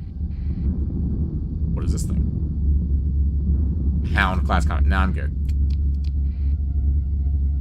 You're not worth the fuel it takes to investigate. pretty much a straight shot now at this point from here to Hypersil. Unidentified fleet on a salvage expedition. Interesting. Alright. Have fun.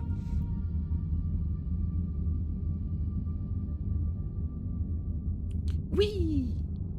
It's lonely out here in space. Oh, let's see. Did you pursue from the bottom on purpose? Because if you click multiple times while deploying in pursuit, you can also deploy from the left, right, and cut the fling ships off, I think.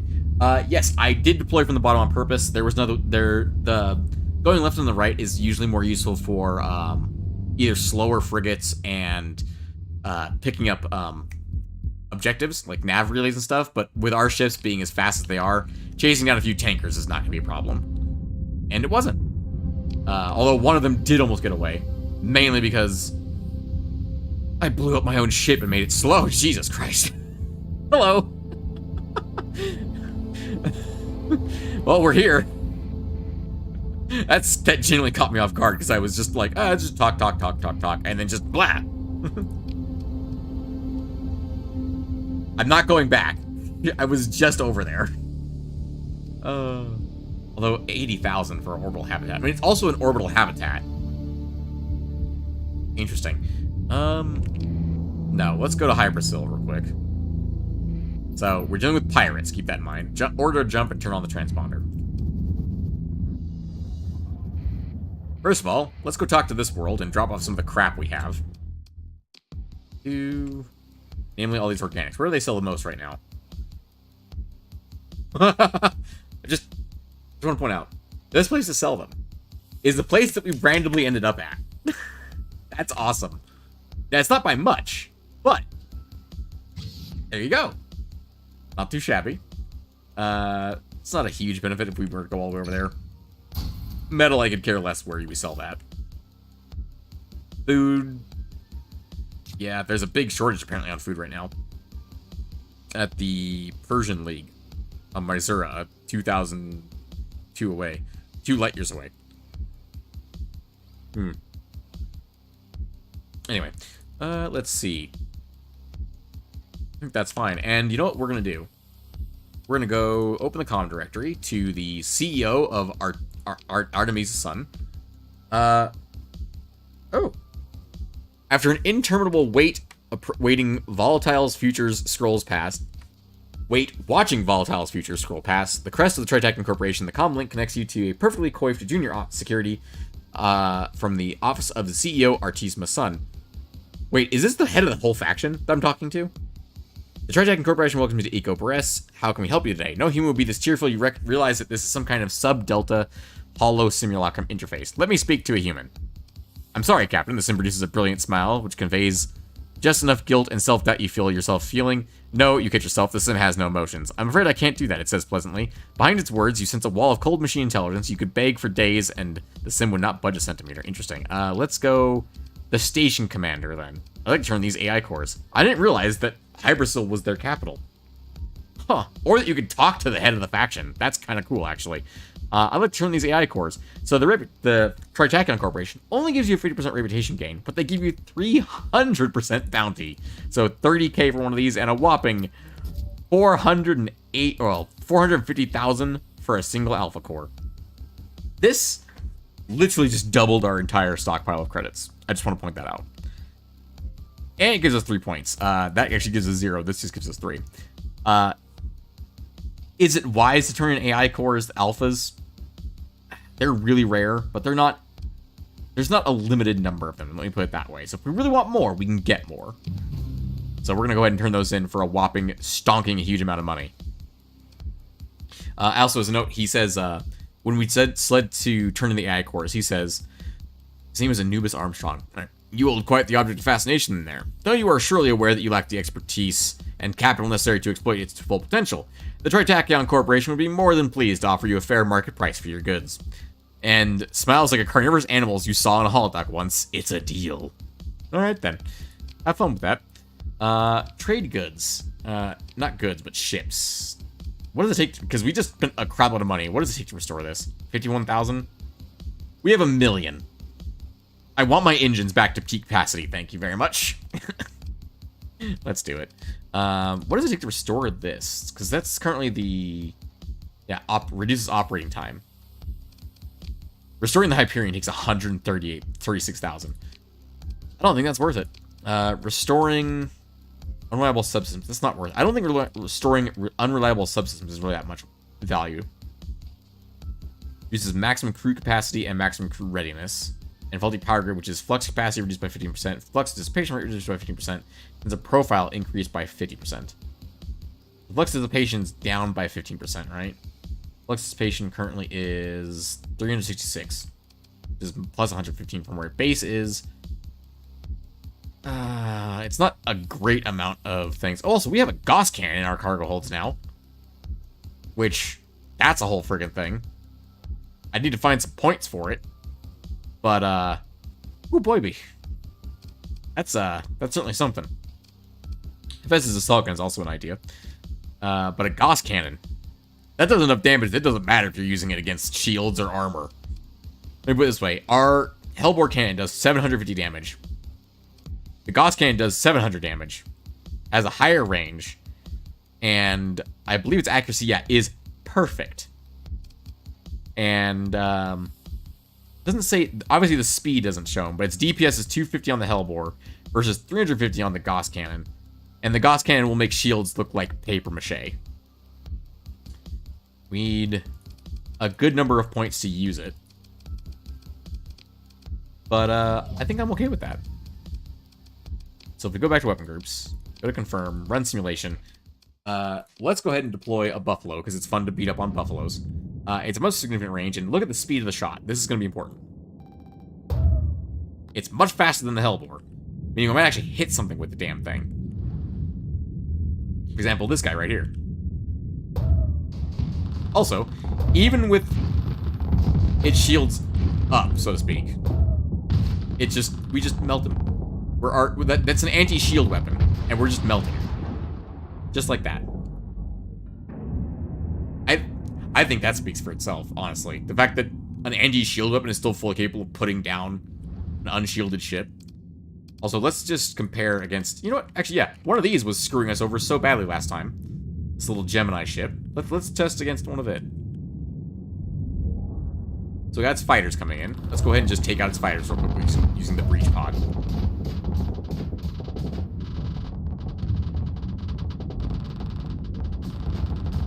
Actually, they're going to be a little bit of a problem, aren't they? I shouldn't have done that.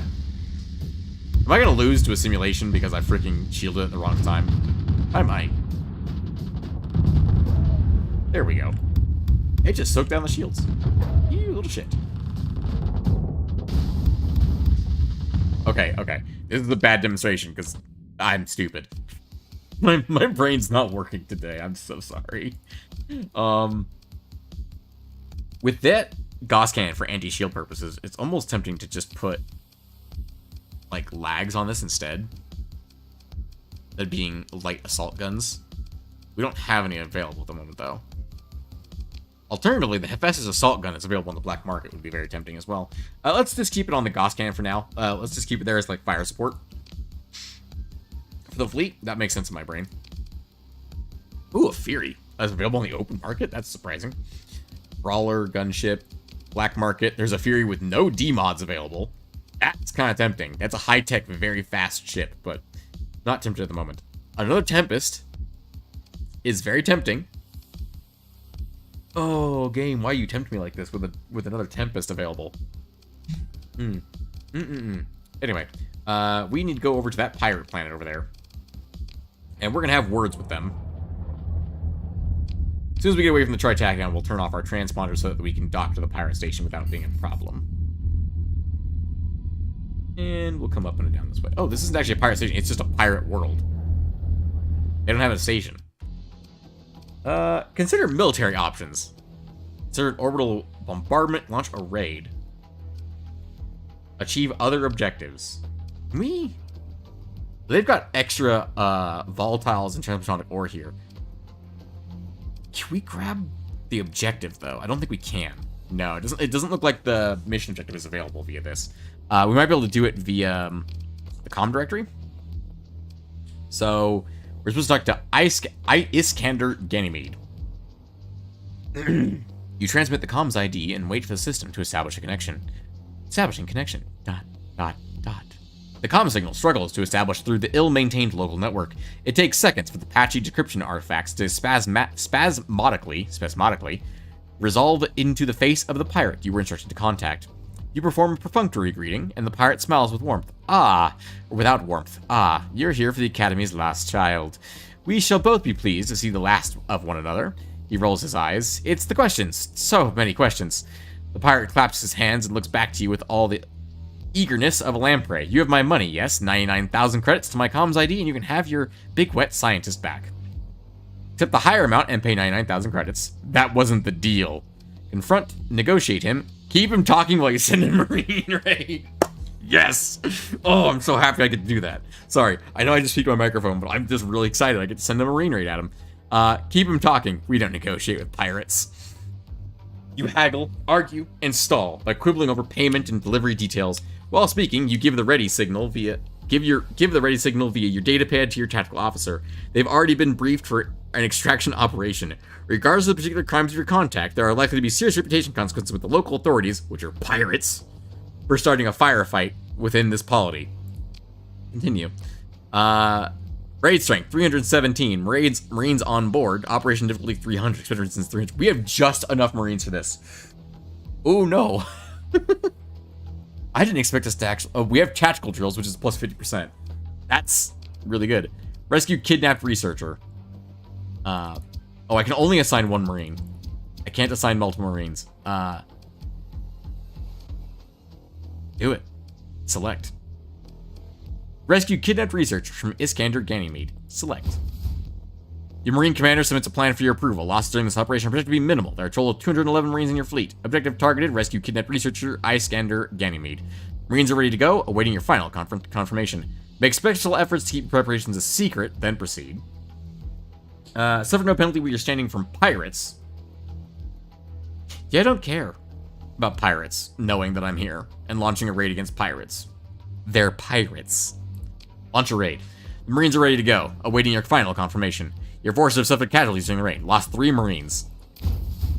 A thud and a bang carry through the pirate's comm line as the image goes fuzzy for a moment. He looks back at you, eyes wide with panic and anger. You conniving clone of... The comms go dark. You switch the display to the tactical feed from your Marines just as they report success. Oh, I love it. Oh, I love this game so much. Just the fact that the game is like, yeah, you have to go pay a ransom thing, and it's... They want to extort you for more prices, and like most games would leave it there and be like, okay, that's the thing. Like certain games like Fallout would probably be like, or you could shoot them. And this game is very much in the or you could shoot them school of you could pay the price, you could argue for the original price, or you could shoot them to death. Oh, good. Oh, I love it. Also, keep in mind, these Marines only cost us like 10k, and we just made like 60 grand out of that. Comms go dark, your Marine, you switch to the display, tactical display. Can we contact him again?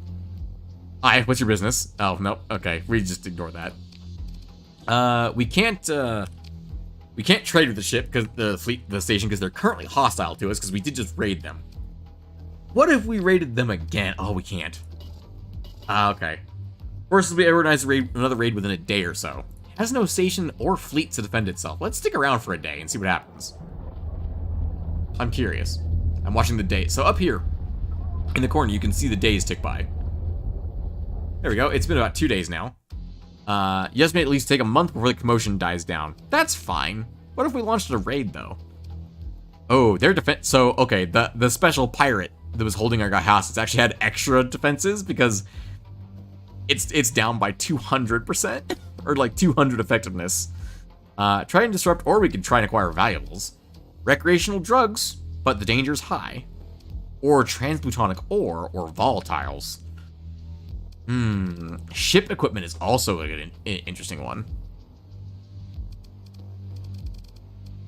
Alternatively, volatiles is worth a lot of money. And we did just dump a lot of extra space into the thing. How many of these can we get? Roughly 12 grand worth of volatiles. Kinda okay with that, actually. If we launch a raid against both, It does reduce our projected, like, value, but it does disrupt transmutonics and volatiles from this planet, which is very tempting. But green is that they have an excess of it, so let's go ahead and let's just do all volatiles. Give me your volatiles so I can sell them for more. Launch the raid.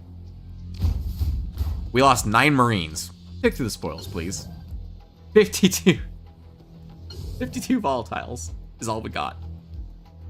Delightful. Now, mind you, they are worth 250 credits apiece. So let's go ahead and let's get out of here. Where can we sell this right now? The volatiles for a lot of money. We can sell it to Nichitika, the hegemony, or we could just stash it because we aren't getting the full base value at the moment because there's no deficit of it anywhere. We could rack up a deficit here on Dawn by just raiding them over and over and over again. Let's go ahead and... This is a lot of crap in this system. There's an independent planet up there. But I think we're good to leave this system. I don't think we need to stick here any longer. Let's get out of here. Let's head back to Galatia and get our... Let's get this researcher home. We should have enough fuel to get to Galatia. It's really annoying. Ooh, analyze a bunch of stuff for the Independents. Let's do missions. Yeah, that's us. Return to Galatia. Analyze a derelict ship. Analyze a derelict ship. Analyze another. Oh, that's the orbital habitat. Derelict ship. Domain error probe. And a barren world. So if we were to go out here, doing this would not make us any money because that's the pirates. I'm pretty sure that would just end. Like it would give us like a tiny bit of reputation, and they'd be like, "Well, we're not paying you because you're hostile." At least that's the way it used to work. I don't know if it still works that way. Taking these 3 though might not be a bad idea. Just to grab them because that's an extra 80, 60, 70. And we know that this is an orbital habitat, which means there's bound to be a lot of stuff there. This one's a derelict ship, and this one's a barren world. It's not a bad idea, but we also really don't need money at the moment. We have 1,000,000 credits. I think we're good on money for the moment. Let's just do the missions that we have. Let's do the story missions. Let's put it that way. Hi, Mercantile Convoy. Glad you're not hostile.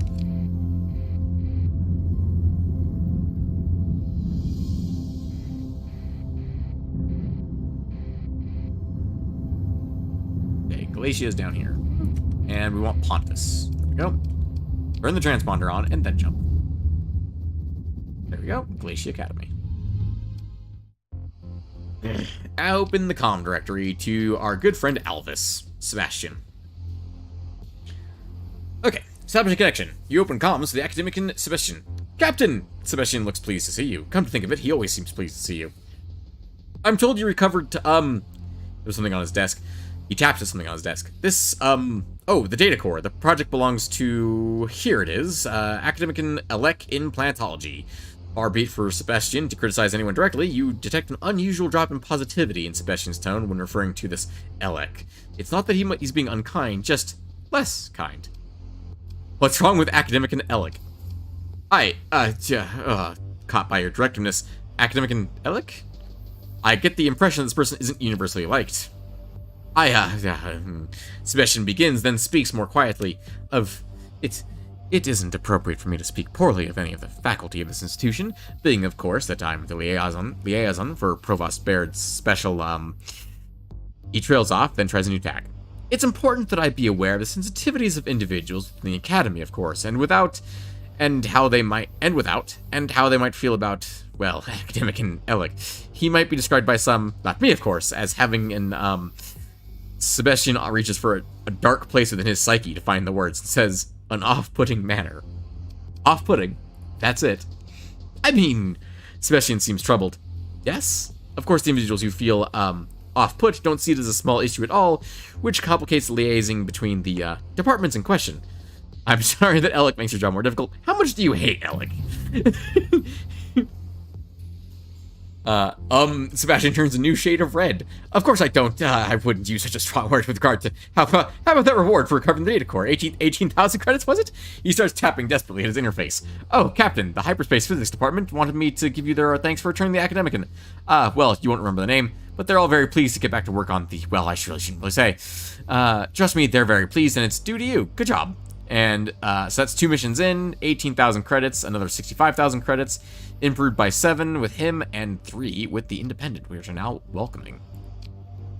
Welcome back, Captain. It's good to see you. Inquire about available jobs. He taps at his datapad. Let me look at what we've got lined up for you today. Provost Baird put in a request for the extraction of a, researcher from a heavily guarded Tri-Tachyon black site in the outer sector. Also, I want to tell you where it is before you accept the mission. Sebastian looks up at you awkwardly. For reasons. And a key academic from the astrometrics was imprisoned by the Luddic Church. Of course, they fucking were. He's like Maytag Man. No one comes to see him except you. Oh. Tri-Tachyon black site extraction mission. Let's talk about the Tri-Tachyon mission. Yes, okay. Sebastian clears his throat nervously.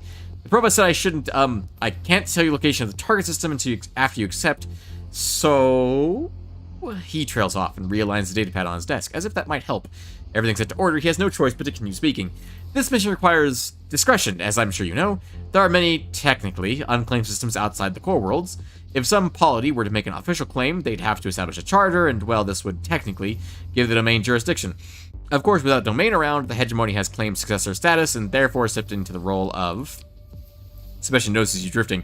I'm sorry, Captain. What I mean to say is that Tri-Tachyon Corporation considers the site in question to be outside of the jurisdiction of anyone, and is therefore within their rights to establish a secret research base, and defend them however they see fit. The hegemony disagrees. And so, Sebastian pinches his eyes shut for a moment. They hire these mercenaries, and they shoot anything that comes near. It's terrible. Watch out for mercs. Got it. The mission? Oh, I was just getting to that. Well, the previous provost, Thomas Calator, he worked closely with Tri-Tachyon, and there was some pretty exciting research, actually, and sorry, the mission. An academician from the Glacier Academy is still stationed at one of those secret research bases, and Provost Baird wants them back, but this academician was never there in the first place, technically, legally speaking, because it was all a big secret. Sebastian looks pained at the logic of these politics, so Tri-Tachyon isn't, cooperating. Do you see? You want me to kidnap a researcher from a secret Tri-Tachyon base. You want me to rescue a researcher from a secret Tri-Tachyon base. Yes, exactly. Sebastian seems relieved at your understanding. The researcher wants to come home. She managed to set up some communications out, and we've set up a whole system. Yeah. He looks around. Please don't tell anyone I told you that part. If you can help, Provost Baird has insisted that you receive 89,000 credits. I'm authorized to provide more information if you accept. Going up against the Tri-Tachyon. We literally just tried to make them friendly, but sure, let's go after them. We want our scientists back. Wonderful. Academician Sebastian looks relieved. The research base is on the planet Beta Pantheon 5 in the Beta Pantheon system, which is 27 light years from here. It's in the same direction as the other. It's in the same direction. If we can still accept it, we're accepting all the other ones too. You'll want to avoid the mercenary patrols. We believe they'll be guarding all the jump points, so you can find a large gravity well to jump to. That could get you safely in system, then go to where the research base is hidden and contact Academician Hom Ropa through the code's frequency I spoke. I'll provide. She should be able to shut down the base security for long enough to get aboard your ship. Sebastian rereads his datapad with a concerned look, then adds, there's a way to get back to hyperspace without using a jump point. It might be useful. He looks up at you, perhaps wondering if you'll think him insane. It's not a joke. Before the hegemony arrested so many of our top hyperspace researchers after the big incident, one of them, Academician Sala Cruz, was working on this theory, and we were very close to finding an application for a sort of transverse jump, which could move a ship directly to hyperspace from normal space. He puts on the datapad looking worried. Theoretically. Oh, I know how to do that. You what? Sebastian looks stunned, processing your statement. I suppose, of course, there were rumors, anecdotes, do you mind providing some of your navigational logs? The data would be quite fascinating, and I'll have my officer provide everything you need. I don't think we have time for that. Yeah, sure. You can have the data. I like you guys. Especially you, Sebastian. You're great. Wonderful, he smiles. This confirmed the, right, you have things to do. Where were we? Academic Sebastian sits up a little straighter. Yes, I'll transmit all the necessary information. Captain, good luck. He puts down, then picks up his datapad, and please be careful, he adds. Ask about the imprisoned researcher. We're not going to do that one. We'll come back, and then we'll try that. We'll see if it's still here. Not right now. And cut the link. Okay, now let's go to Ankria and pick up any fuel they might have, because we're running a little low on fuel. At a whopping 70 fuel currently. Let's go ahead and pick up 396 fuel, another 93 fuel. I could sell these off. I mean, I got them for basically nothing. Might as well sell them off. The Guardian Paladin point defense system. It's a large energy weapon that's a point defense weapon. I don't think I want this. It's a decent amount of money too. Let's see, what else do we have here? Heavy autocannon, heavy burst laser. I actually really like the heavy burst laser on Tempests. 2 of them side to side. Actually, it's pretty entertaining because it's a point defense weapon, but it also will target big ships. And the medium mount makes it does have 275 DPS, which is pretty good. We'll sell off the light machine guns, the normal light machine guns. The salamanders I'm tempted to keep. The swarmers I don't want. The Vulcans I don't want. Autocannon I don't want. Antimatter blaster. I'll sell the mining lasers. I do want the Kopesh wings. Oh, that's not a Kopesh wing. That's a blueprint for a Kopesh ring. Oh, I don't want the Piranha bombers. That's a Kopesh wing. We'll sell off the survey data. The phase lance we'll keep for the moment. Might put that on one of the wolves actually. The beam wolf maybe. Phase lances are pretty good. Basically they're like almost like a burst weapon as far as beams go. It's a weird thing to think about, but it's basically a burst beam. Sell off that. Trident LPC. Interesting. No, we'll sell that. That's the Atropos class torpedo bomber. The Trident's good. I just don't want it in my inventory at the moment. The Kopesh, I like it, but I don't think we're doing anything with fighters in this playthrough. Let's go ahead and obviously we'll sell off the plasma. No, we're not selling that. It's only worth 80,000, but increasing volatiles production by 3 is enormous. Because we saw just here, like volatiles that aren't even worth much or that with the tariff is still worth an ungodly amount of money. So having volatiles production on a planet, that'd be insane. Boosted by +3. Especially because it doesn't take anything to do, it just does it. That's really good. Let's sell off the heavy autocannon. I don't need that. And I think we'll keep the rest. I like all... Oh, except for the harpoon mount, single mount. Yeah, I think we'll keep the rest. Sell that all off. And I think that's good from here. Let's head to Darenku Mining Station to see if they've got any more fuel. Oh, none of them decided to scan me. Nice.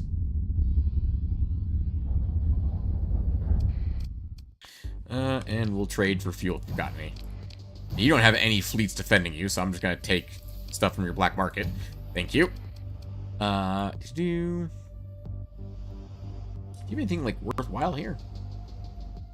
I wish there was like a way to see at a glance, like, is this space selling anything at a like bonus? Like, do they have excess of anything here specifically? What is that one? Shield conversion, Omni. Oh, converts front shields to omnidirectional, reduces the arc by 30%. Negates the shield arc penalty. Shield arc penalty. Effect only applies as hull mods built into the hull using a story point. Cheap hull mods have stronger effects. Interesting. Heavy armor mod spec. Heavy armor is not bad. Might grab that. It's S mod penalty reduces the ship's maneuverability by 25%. Yikes. Wasp Wing, Warthog, and Piranha LBC. I just learned the Kopesh blueprint there. Nothing terribly exciting here. Insulated engine assembly. Interesting. Ooh, hold on. Sensor profile reduced by 50%, and if you build it using an S mod, or using a story point, increases engine durability by an additional 100%, so that's 200% durability, and increases sensor profile reduction to 90%. 90% sensor profile reduction? On a stealth ship, that's pretty good. Like, if you were to go, like, stealth on a ship, that's really good. Efficiency overhaul. Yes. Sorry, that's really good. It's a logistics one, right? Reduces supply use for maintenance, fuel use, and minimum crew required by 20%. Increases the combat readiness recovery and repair rates by 50%. The per supply recovery consumption for CR recovery is increased to account for the increased recovery rate. Total supply cost remains the same for recovering. But reducing maintenance costs and stuff, that's for like, this is great for freighters and stuff. So it increases combat readiness recovery and repair rates by 50% as well. So it's actually pretty much just good across the board. And S mod is reduces maintenance, fuel use, and minimum crew requirement by an additional 10%. So 30% total. Yeah, 30% total overhaul. I mean, I want this. I'm buying this. Let me put it that way. I'm trying to think of where that would be like the most effective. On a capital ship, like a capital ship grade like freighter or tanker, that's incredible. It's incredible, quite frankly. Because it means that your big freighter ships and stuff like that are basically flying around your fleet for free, which is crazy. Oh, also, we have these guys to sell. I totally forgot about them. We can sell them in the black market over here, too.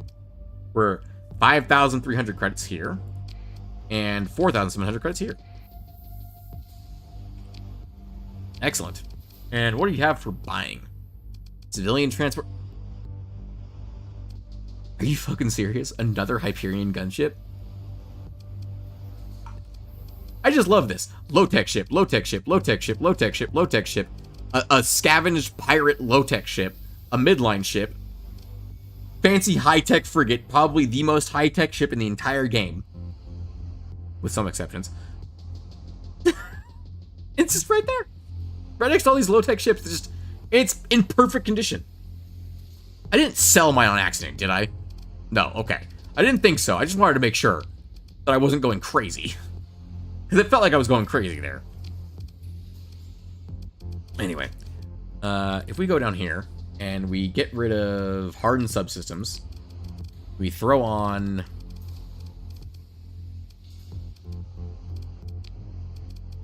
Oh, solar shielding is logistics. Okay. Well, I don't need that, do I? It's only for stars, really. That's why I got it. It was like, it's just an extra thing for stars. Efficiency overhaul. Let's slap that sucker on there. Hey, that's awesome. And it just occurred to me my phone's on my desk, which means that you probably heard that vibration through the damn desk. Anyway, all types. Let's go ahead and slap on that hard subsystems again. Thank you. Let's get this one. We can't afford to put anything on this except for the augmented drive field, which we're keeping that. We could build it in, because I probably want to keep the salvage Gant rig forever, I presume. We could build in the augmented drive field. It would only reduce our supplies a little bit on this one. It's supply 3. I think... You supply 3? You're supply 4. Augmented drive field, so if we ditch that, we'll be able to give you the efficiency overhaul. Go back, and then we'll put the rest of that into capacitors and vents. Same for you. We'll do efficiency overhaul. And you have cargo holds expanded and drive field, so probably don't give you efficiency overhaul, because I'm driving up the efficiency, or driving down the efficiency using the expanded cargo holds here.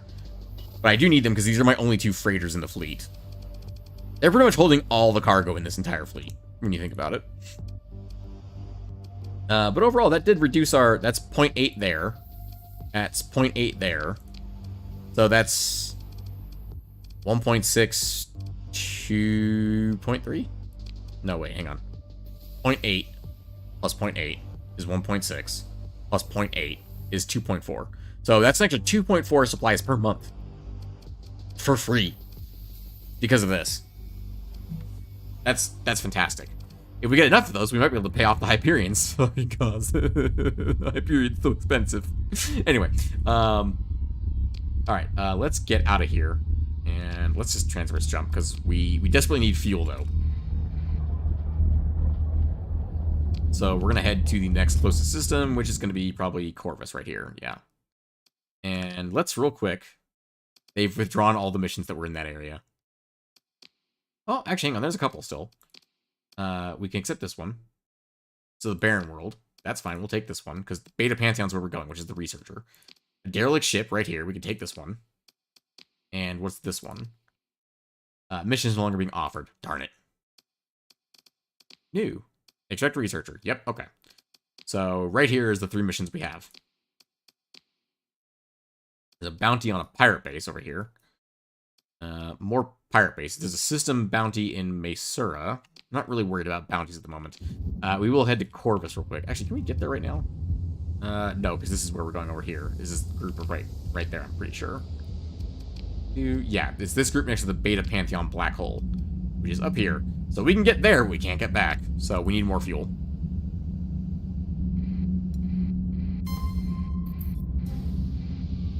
I don't know what you two are up to, but that's fine with me. Is that in my direction? Do I want to go that way? It's kind of off the beaten path. I could do that. Let's just keep going.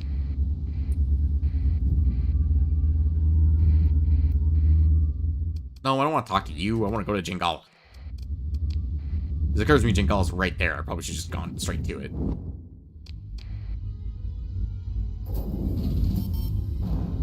I say we are losing money every month now, but that's okay.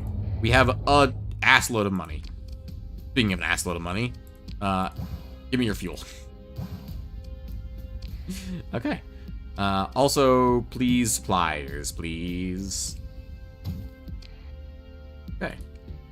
That's good enough for me. I should have dropped off the weapons I was going to keep while I was at the place with the stuff, you know. The place with the stuff, you know. Didn't I just mention something about a capital-sized fuel tanker? Why do you test me like this, game? If I threw augmented drive field on it, it would be 6. Or it would go from a 6 to an 8. If I built it in, it would be a 9, and then it'd be a 10 because of navigation.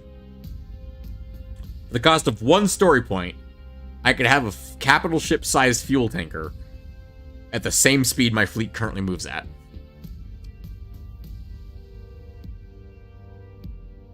That's very tempting. That is very tempting. Alternatively, an additional buffalo would be useful. What's the buffalo got right there? Erratic fuel injector, which increases its fuel cost. It's not great, but it's not the worst thing I've seen. What about the military? They got anything fun? Not really. Black market? They got a couple of fun things. I'll keep in mind, we also have the money now. We could go repair those 14th battle group ships that we have. Why is there another Hyperion? How many Hyperions have the pirates found? And why aren't they using them? I'm just saying, the pirates are finding all these hyper-advanced gunships just laying around. What is the Tri-Tachyon Corp doing? They're the ones who can make these bloody things.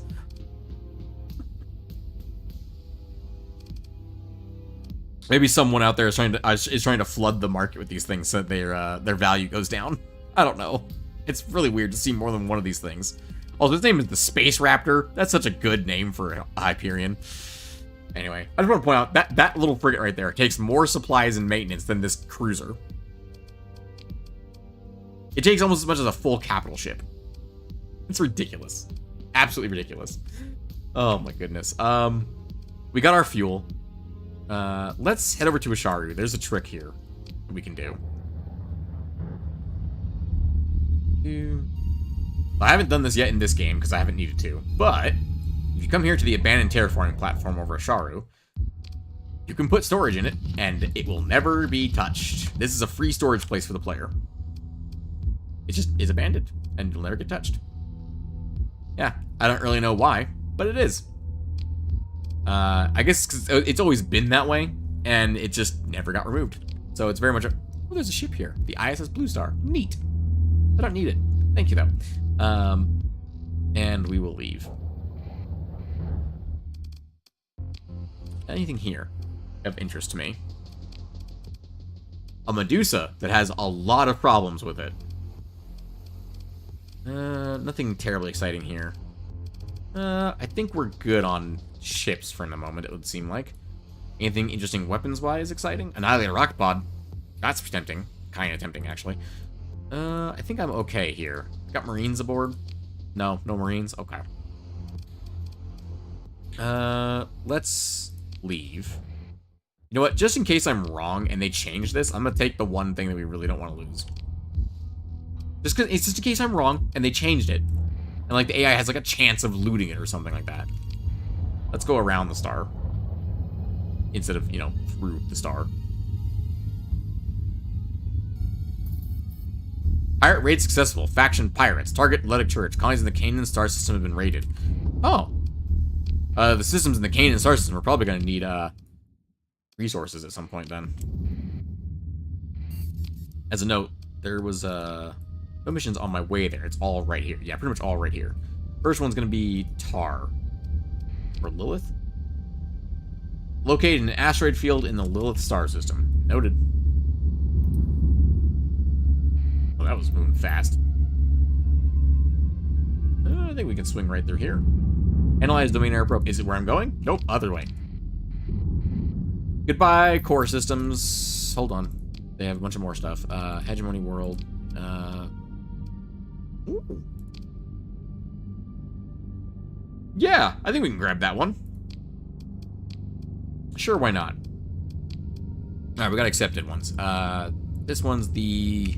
Yeah, we got plenty of time. Plenty of time. Well, I am going to do a quick save real quick. Not terribly concerned about the game crashing. Starsector is an insanely stable game. I think my game has crashed once, and I had, like, 40 mods installed. Which for Starsector is a lot. So... I'm pretty sure it was an out-of-memory crash, where it was just like, yep, we're out of memory. We physically cannot support this number of mods. Please stop. I'm pretty sure that's what the crash was, so I'm just going to go ahead and go real slow through these storms right here.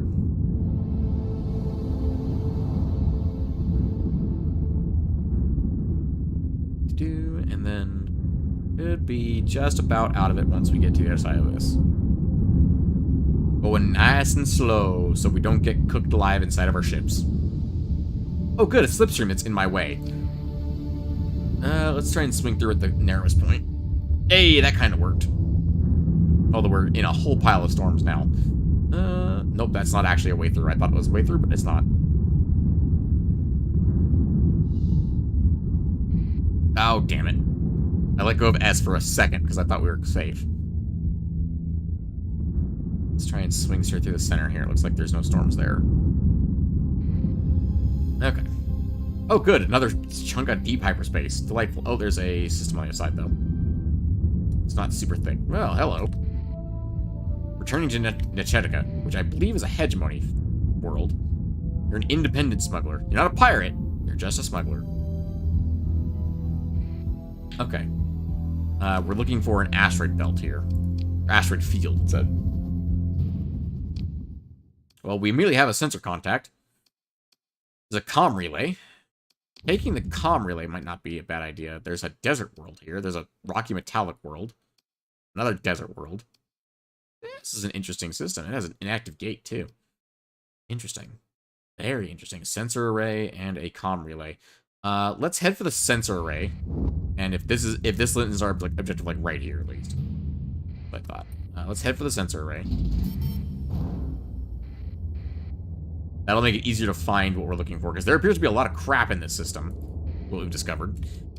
Claim the array and bring it online. Proceed. Oh, you know what? Maybe I should have kept volatiles in hand so I could use these things for stuff.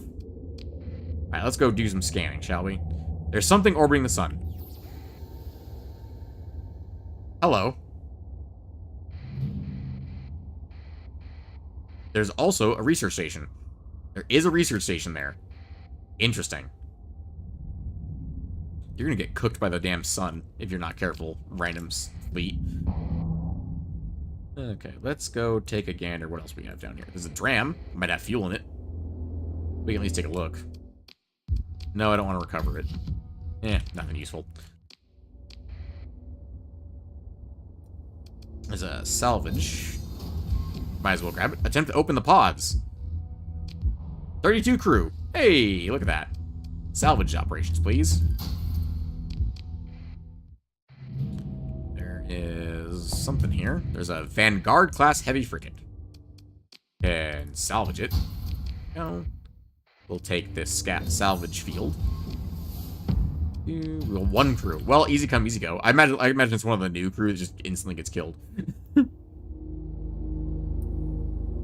Oh, you're a fleet. What is another fleet doing down here? Interesting. Is that the same fleet? No, this one has an enforcer. The other one didn't have an enforcer, did it? It's a different fleet. There's also something else over here, too. There's another fleet? Oh. I see.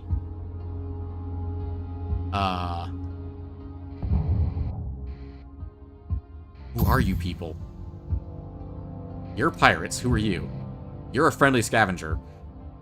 I don't want to get fucking involved in this. They have 4 combat cruisers. Yeah, no, I'm good. Good luck with that. I'm leaving. Goodbye. Oh my god, they melted them. Revenant class phase hunter. That's such a rare ship. Oh no. Why you do this to me, game? We're getting the hell out of here.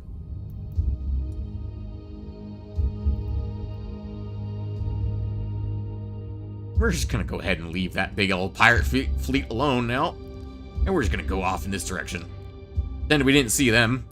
And we're just gonna go this way. Because I think our objective might be over here. Because it says asteroid field. Who are you? Damn it, I didn't catch that in time. Well, there's our objective. A Manticore class destroyer. Run the sensor package. 60k credits. Explore. Begin salvage. And salvage the debris field. Alright, nothing too exciting.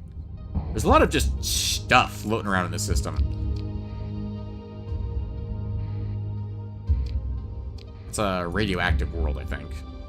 Yeah.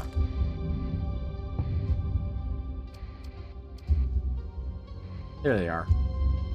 I wonder if I could drag the pirates over to them and have the pirates fight 2 different fleets. And end up, you know, kind of damaged, kind of fucked up. Let's go over that research station real quick before we leave. Ooh, it's like the perfect time to grab it.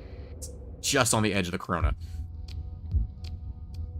In salvage operations. And this is why you grab the research stations. Look at this nonsense. Let's see. Recovery shuttles, advanced optics, integrated targeting unit. Ladies and gentlemen, that is the ITU collected. That's the fantastic thing we're looking for. This, if you do not know, basically just extends the range of all weapons except missiles. And it fits on everything. It's really good. Converted fighter bay. Interesting. And a missile blueprint package. I'd love missiles. Claw wing blueprint. Perdition wing blueprint. Sure, why not? I like blueprints. Give me all the blueprints. And I didn't even notice that. These are large weapons. That's an auto-pulse laser, which is essentially just a general... It's a machine gun, but it fires lasers. Gauss cannon, we already got one of those. We got the large size mounting of the hammer torpedo. So we got 20 torpedoes, and it fires a barrage of them per 4 of them per burst. 4 of them per burst. And ladies and gentlemen, that is the Tachyon Lance. That is the longest range weapon in the, or used to be longest range weapon in the game, and it is the heaviest hitting beam. Unless that's changed, it has a chance of penetrating shields at high flux levels, which is amazing. Oh, this is a new one. Hang on. Dragonfire DEM torpedo. Anticipating 2, even 3 moves ahead in the strike, strike and riposte of combat systems design, the Dragonfire was created to anticipate increasingly sophisticated anti-missile defense solutions. This concept is simple. Use an enriched AM-catalyzed nuclear warhead to pump a focused plasma beam, delivering destructive energy without worry of a point defense interception. The results were spectacular. What is this? Missile fires a high-powered laser when it gets near the target, dealing approximately 4,000 energy damage in a short burst. The damage is affected by missile damage modifiers and not energy weapon ones. Interesting. And there's 2 of them. So it's a finisher torpedo, or it's a torpedo that fires a beam. Interesting. It does have tracking, which for a torpedo is very rare. Also a medium mount of the Typhoon Reaper. Oof. Or the Reaper, I should say. Reapers are a special torpedo. They're I think they're arguably still the most powerful torpedo in the game. I imagine they are. And then salvage field. Excellent. More stuff. What do we got? Pegasus class missile battleship. Pegasus class? I don't think I've ever heard of that. Oh my god. Paragon class battleship. Once upon a time, the Paragon was the end-all, be-all of capital ships. It is a high-tech, just wall of guns and shields. Yeah, absolutely, we'll take that. Expanded magazines, that's another nice one. Sarissa LPC, and a medium missile mount. Oh, wait, a pylum. We wanted a pylum for our vigilance. So that it can do long-range support fire, rather than function as a finisher. Which... Hang on. This gives us an excuse to check out what this does. Let's check out what the Dragonfire does, because I've never seen it before. And our favorite test subject for stupid things, which is the Buffalo. We're gonna just... This is a really long-range weapon. Do we just fire it now? Just fire it now. Why not? Let's see what it does. It's really slow. Holy shit! Well, it certainly worked. Holy crap. I don't know how to feel about that. It feels like it was too easy. Could you imagine just walking in and firing one of those off and just watching as your opponent gets melted? How good is it at tracking, like, really fast targets? Let's put it against the fastest target we can do in the simulation that doesn't have a shield, I should say. And fire. He's in range already. We can just back off at this point. I don't think it's going to do anything. I think it's going to run out of fuel before it gets to him. Or it's going to slam into an asteroid or something. Oh, there it goes. It's out of fuel. Okay. That's... Okay, so it's useless against, like, frigates.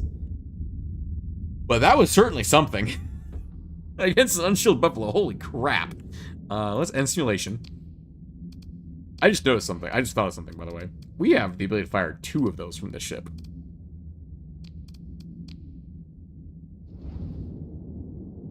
Because the fast missile racks would reload it immediately. Just curious what that'll do. Now, the Sunder's a good ship. This should not go down to this.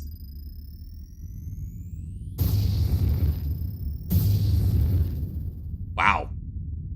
I mean, that's a pretty amazing amount of damage, honestly. For a medium missile. Now, mind you, it's out of ammo now. But pretty incredible, nonetheless. I kind of like it. At the same time, the Pylum is good because it keeps the Vigilance out of weapon range. Because the Pylum is a long-range support weapon. It fires off a burst of 3 missiles. They fly for like 4,000 meters, and they eventually engage. And it carries 30 of them. Dragonfire is interesting, though. Like, interesting or kind of useful? I don't really know. Honestly, I'm torn. Because we can also pack on the Typhoon Reaper, and that's just like a more deadly version of what we had, which was the Harpoon, which they're both finishers. Let me put it this way. The Harpoon's a finisher.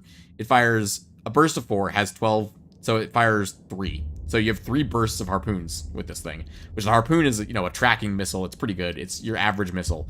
This thing, you fire 1, and, well, let me show you what happens to a Buffalo when it's hit by a Reaper torpedo, if you don't already know.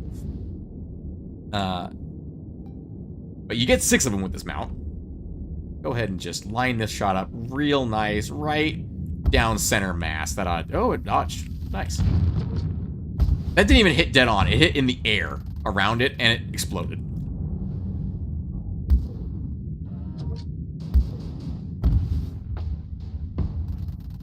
Interesting. Oh yeah, I'm a bad shot today, apparently.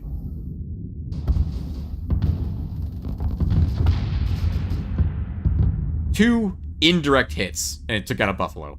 1 direct hit, I'm pretty sure would take out a Buffalo.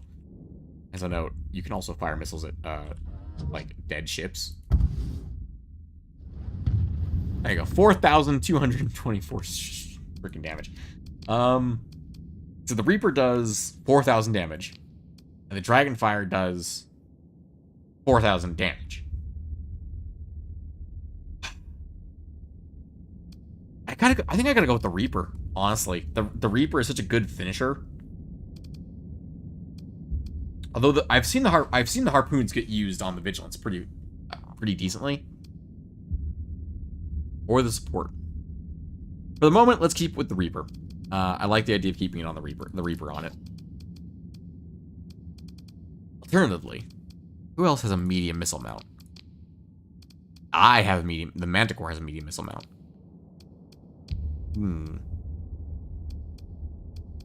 The breach SRMs are pretty darn good, though.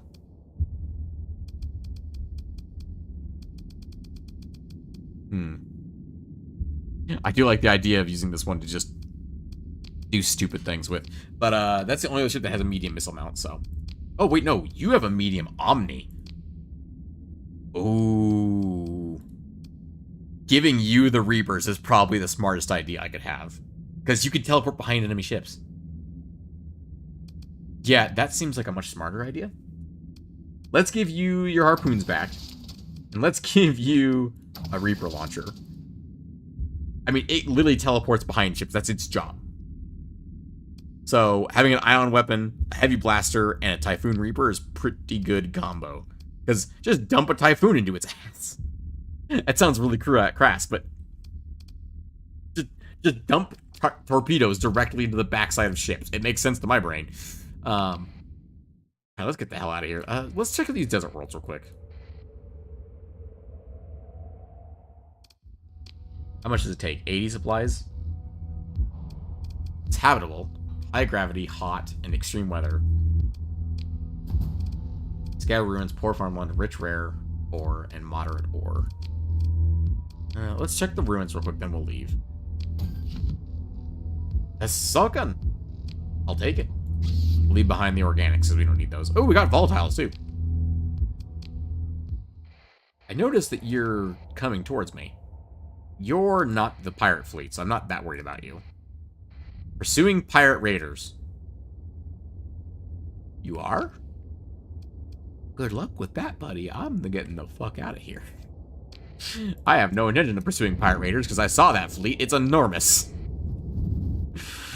Okay. Next mission is Hadriel, this yellow star right here below us.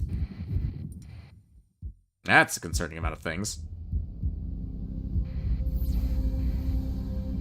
Oh, that's interesting. We're just gonna go ahead and leave that away. Leave from there. Oh, the objective is to scan this barren world. Got it. The toxic world here. The barren world. Oh, I see why it's barren. Good lord, look how close it is to the star. Contracted to run a full survey. Perform a survey. 40 supplies. Let's do it. Moderate ore. Why did you want this planet? You can freaking have it. It's a piece of junk. Do a quick check to make sure there's nothing else interesting around here. Let's get the hell out of here. Oh, because there's the comm relay, like, system over. We were able to actually turn that mission in already. Nice. Let's go ahead and... Inda is way down here. Let's do Beta Pantheon, and we'll do Inda on the way back.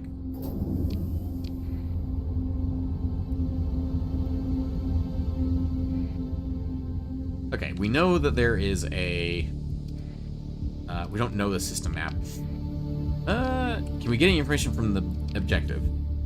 Beta Pantheon 5, a barren bombarded world in the Beta Pantheon system in contact... It just says barren bombarded. Okay. Let's just teleport in here.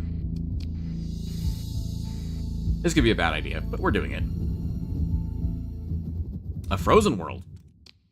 Okay. We literally could not be further away. Okay. We gotta go around. We'll check to see if there's a research station by the black hole, but that's about all I'm gonna do over there. Oh, there's a fleet over there. We're gonna go ahead and avoid that.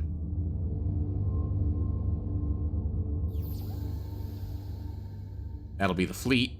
They probably saw us. We lure them into the black hole. It'd be very entertaining to me to lure them into the black hole. I doubt they're stupid enough to fall for that, but it'd be really funny. Okay. Yeah, we'll just dip through the nebula. It won't slow us down that. I don't think it slows us down in the... Oh, no, it does. Okay. I couldn't remember if it slows us down in the campaign screen or not.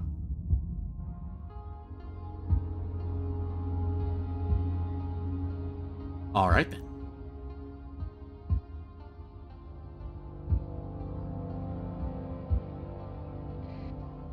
Yeah. No defenses on the planet, huh? Send in the coded burst on the frequency provided by Sebastian. Ah, Captain, your sensors officer brings your attention to a cluster of weak neutrino sources in the southern hemisphere. Wouldn't have caught it if we didn't know what to look for. Almost immediately, a worried face appears. Dripping sweat. We can see it through the helmet. Stars beyond, she exclaims. You actually came. I'm academic in Europa, and I'm ready to leave right now. She laughs, sounding just a little unhinged. It's been rads and ruin a long time. I've pulled a copy of all the base archives, and she grins and holds up a small data chip. The secret little Baird wants so badly, the EMP is about to go off, so don't panic when you detect it. I've hidden a shuttle in a shielded bay, and I'll meet you in orbit soon. Just remember, a frantic alarm sounds behind her. The researcher looks over her shoulder. Blood's hell. The signal cuts out. The EMP goes off like a flashbulb on your bridge holo display on the planet below. All stations set to high alert. You wait tense minutes for any sign of Baird's informant. There, she shouts her tactical officer. The bridge display zooms into a small energy source that just made low orbit. A tiny cargo shuttle without even a closed cockpit. That would explain why she was wearing a spacesuit. Visual scans can just make out a suited figure riding on its light chassis. Riding on it. Oh, because it doesn't even have a closed cockpit. Right. On its light chassis, weak thrusters pushing a course towards intercept. Dear God. Continue. A space ops team ushers the freed academician into a debriefing chamber. Captain, she says with panic in her eyes, there's no time. They got a signal out before the comms went down. I got this. She fumbles with a pouch on her vacuum rig, pulling out the data chip from earlier. It's a software patch. Roots and modifies hyperdrive field software. Then, on command, you can engage transverse jump from normal space to hyperspace. A manic gleam comes into Ham Zeropa's eyes. Anywhere. No need. I already know how to do that. What? I just love how many people were just like, oh, we already know that. The tender, see if they left alone. Oh, that's not a bad idea to go back and look for the tender. It's not a bad idea. We know it's there. We know the tender is there. We might go back for it. Let's see. How long has that message been there? I just missed it. God dang it. You take the data chip from Ham Europa's... hang on. You what? Ham Europa looks at you confused. I've heard rumors, just space tours. I thought there's no way you could tune the hyperdrive field accurately on manual control, and if you make one mistake... She shakes her head, forlorn in the conclusion that she has been rescued by a captain whose primary reactor is missing some shielding. You take the data chip from Ham Europa's trembling hand. Provost Baird wants this thing, and so she'll get it. You order the academician to be seen to quarters and watched. As you return to the bridge to decide whether transverse jump directly to hyperspace or deal with the incoming mercs the old-fashioned way. Now we get the fuck out of here. Goodbye. I don't want to know how big those mercs are. We are a little wolf pack. Okay. So remember everybody, the system, was it Lilith? Can't open the map. Oh, I guess I'm not on the wrong thing. Lilith. This is map. Yeah, Lilith. The Tar, yeah, right there. Derelict ship around Tar. Let's grab it now. Let's look now. If it's in good condition, especially, that'll be awesome. If it's not, oh well, it's rare. We'll at least, be like, oh, it was a cool thing. We looked at it. We went and looked at it, essentially. Because it's a cool thing. I don't like that there's a new unknown entity. that fleet got wrecked while we were gone, look. Oh, no. Oh, they got their ass handed to them. Oh, there's the pirate fleet. Let's just go this way.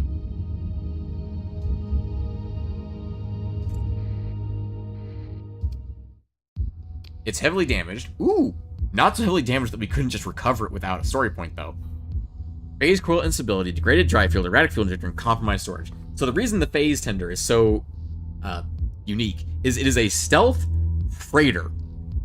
It carries cargo and fuel, and it's stealth, meaning its sensor profile is 68, and that's with all of this bad stuff on it right now. It's such an interesting idea for a ship. Its maximum burn is 7. So we'd be if we grabbed this, we'd be slowed down right now. But I do want it.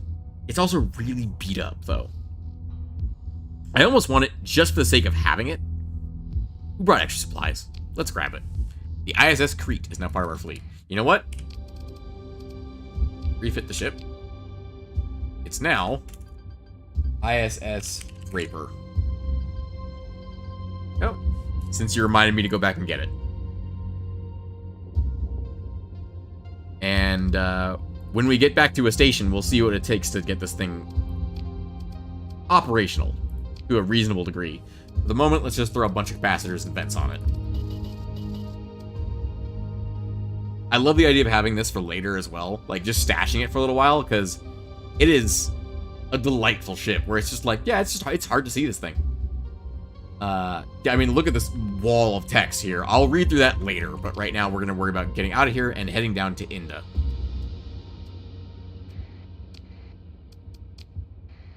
Actually, we are going to... It's Suspend Repairs and Recovery, Mothball. Reduce combat radius to 0, restraint will require time and supplies. That's fine. You can scuttle it for 27 supplies, 27 fuel, and 6 machinery. What does its maintenance cost? 15. It's half the maintenance of the Hyperion. That's crazy. We're gonna do Suspend Repairs and Recovery.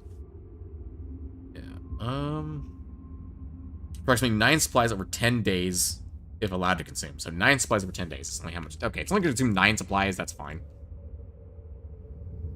Even if you just park it at a base, so you get rid of the demon tech. Yeah, absolutely. That's what I plan on doing with it, pretty much at this point.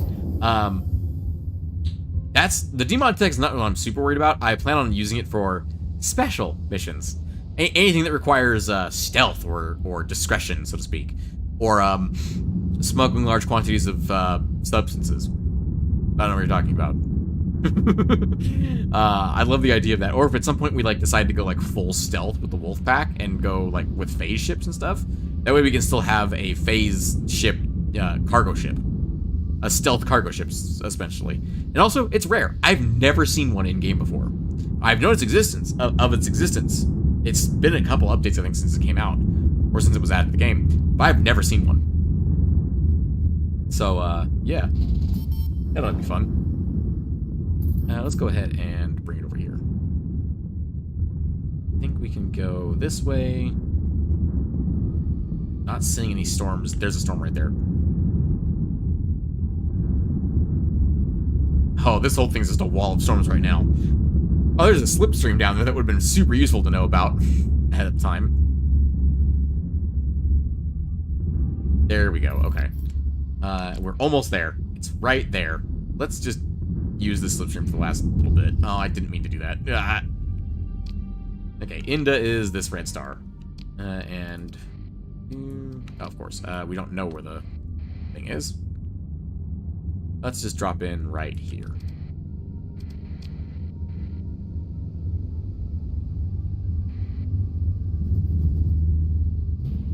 Whoop. Okay, what do we got? A lot of crap. There's an ab buoy in here. Go grab that. Add inactive gate, barren world, stable location in rocky metallic world, barren world, barren world, barren bombard world, ice giant, and toxic world. What were we even doing here?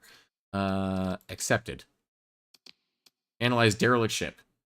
Some distance away from the center of the Inda star. Great. So it could be anywhere.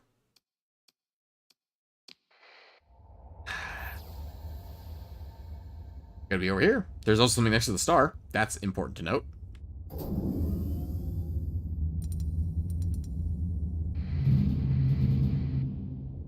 It's a whole frickin' fleet here.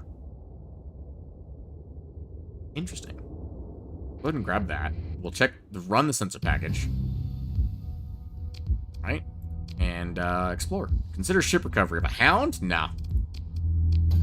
We'll just take the salvage, thank you. We will salvage pretty much this whole fleet, though, because look at all this stuff. No, we don't need the dram, thank you. Nebula-class civilian transport. Salvage crews discover a transmitter set to send a signal when tricked by an alarm system. The alarm went off as intended, but the transmitter was fried by a power surge before it could do its job. Interesting.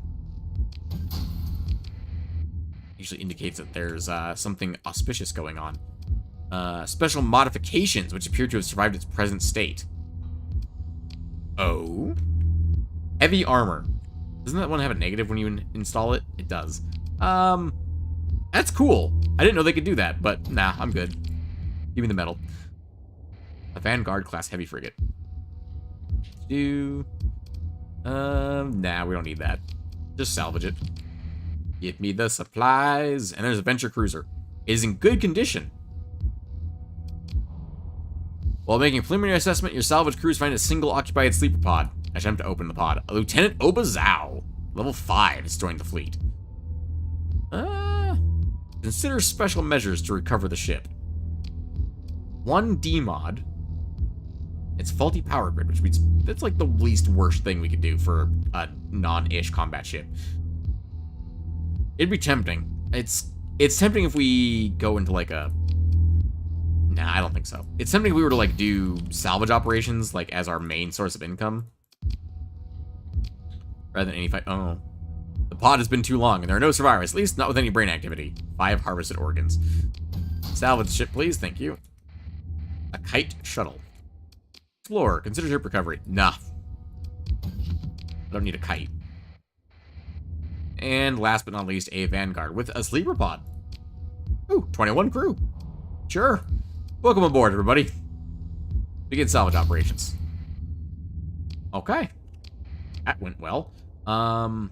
That's mission accomplished. I want to go grab that nav buoy real quick. And see if there's anything else, because we know there was something else in the system. By the star. Ooh, okay. We got something on that planet and that stable location. Good to know. Very good to know, in fact. Claim the buoy and bring it online, and this is a domain one, so it's pristine, so we get an extra 3 to our speed while we're in this system. Which, with the phase tender in our fleet, still brings us below 20, unfortunately. Okay, so what was this? Is a Mud Skipper class civilian transport. Just float. There is a ship coming towards us. There's a fleet coming towards us. Existence of a tundra world with a low hazard rating, some distance away from the center of the Ishtar star system. Low hazard rating. Good to know. Salvage it. Give me that. Who are you, and why are you hostile? Oh, you're not. Are you hostile? See, now I'm curious. Nope, you're a friendly prospector. Out here with 3 frigates. How did you even get this far? I guess you do have a fuel tanker, but like... Is 1 fuel tanker really enough to get you all the way out here? Doesn't feel like it should be. That's a solar flare. Or a coronal mass ejection, I should say. Do a scan real quick and see what this is. A Nebula class transport and another Nebula class transport. A lot of nebulas over here.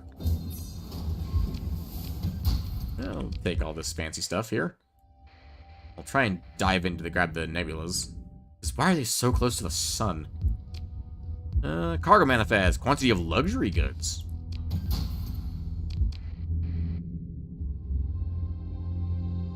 I don't know if this is worth it. Because the nebulas are they're people transports. Yeah, I don't think that was really worth it. Alright, let's check the rest of this system. No, actually, let's do one more scan of the sun. There's something else on the other side of the sun. Alright. Let's see if there's anything in this debris field. Oh, no damage, though. That's good. There's something on the other side of the sun. Let's go take a gander at that, shall we? A Vigilance class frigate, and the other thing we're still too far away to see. Let's get close to it, and then we'll do another scan. A Mud Skipper. I don't think this is worth it. Diving into the sun's corona for a Mud Skipper and a Vigilance? Really doesn't seem worth it. Let's... Oh, Halo. You are not the fleet I wanted to see. That is a pirate fleet with really, really big ships in it. Nope. I am not dealing with that. No, thank you, Bob.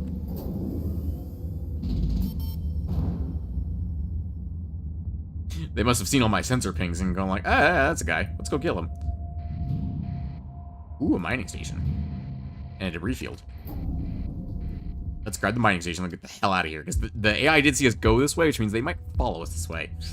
Mining station. Cargo manifest. Transmutonic ore. Ooh, look at that. Ooh, analytic path blueprints package. Not the best thing, but not the worst thing either. Missile autoloader. What on earth is this? Okay. I know what this used to do, but it doesn't seem to do that anymore. Okay. A combat-rated autoloader that provides a limited number of reloads out of a shared reload capacity to missile weapons installed in small missile mounts. Does not affect weapons that do not use ammo, or regenerate it, or are mounted in any other type of slot. Reload size is not affected by skills or hull mods that increase missile ammo capacity. Determined by ship size and number of small missile slots, both filled and empty. Having fewer of these simplifies the task and increases the number of possible reloads. It increases the possible reload cooldown to 10 seconds, so it's an S-mod penalty. Increases post-reload cooldown to 10 seconds. Post-reload cooldown of missiles? Must be. The effect only applies if the hull mod is built into the hull using a story point. Interesting. So it allows you to have more missiles on board. Interesting.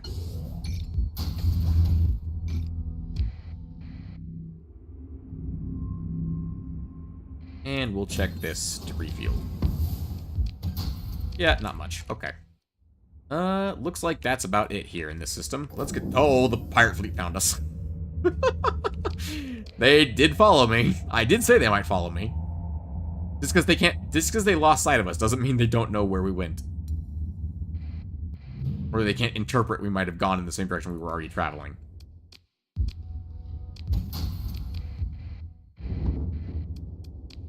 A little bit of extra stuff never hurt nobody.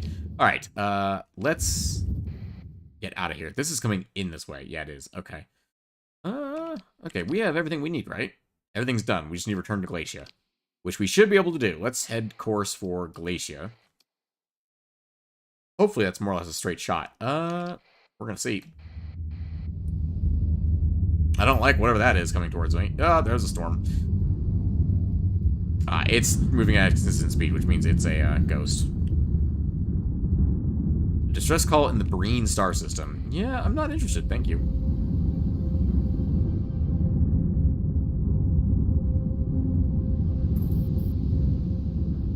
Hostilities ended between the hegemony and the Syndrome Dictat. I didn't know they were fighting. I've not been super up to date on my local core world politics, considering I've been out in the space boonies for a while. Okay, let's go ahead and dip through this narrow section.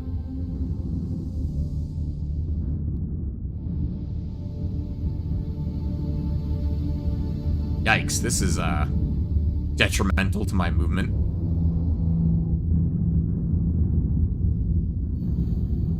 Nope, I'm ignoring that too. We are not a combat fleet that's capable of taking on big old pirate raids that are waiting for us to answer distress signals. We just ain't dealing with that.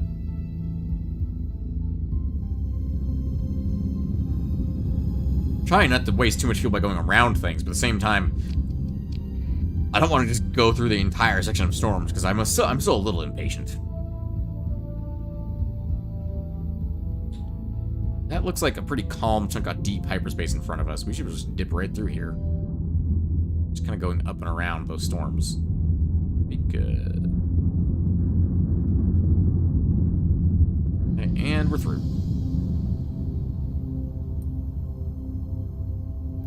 Hello, random person.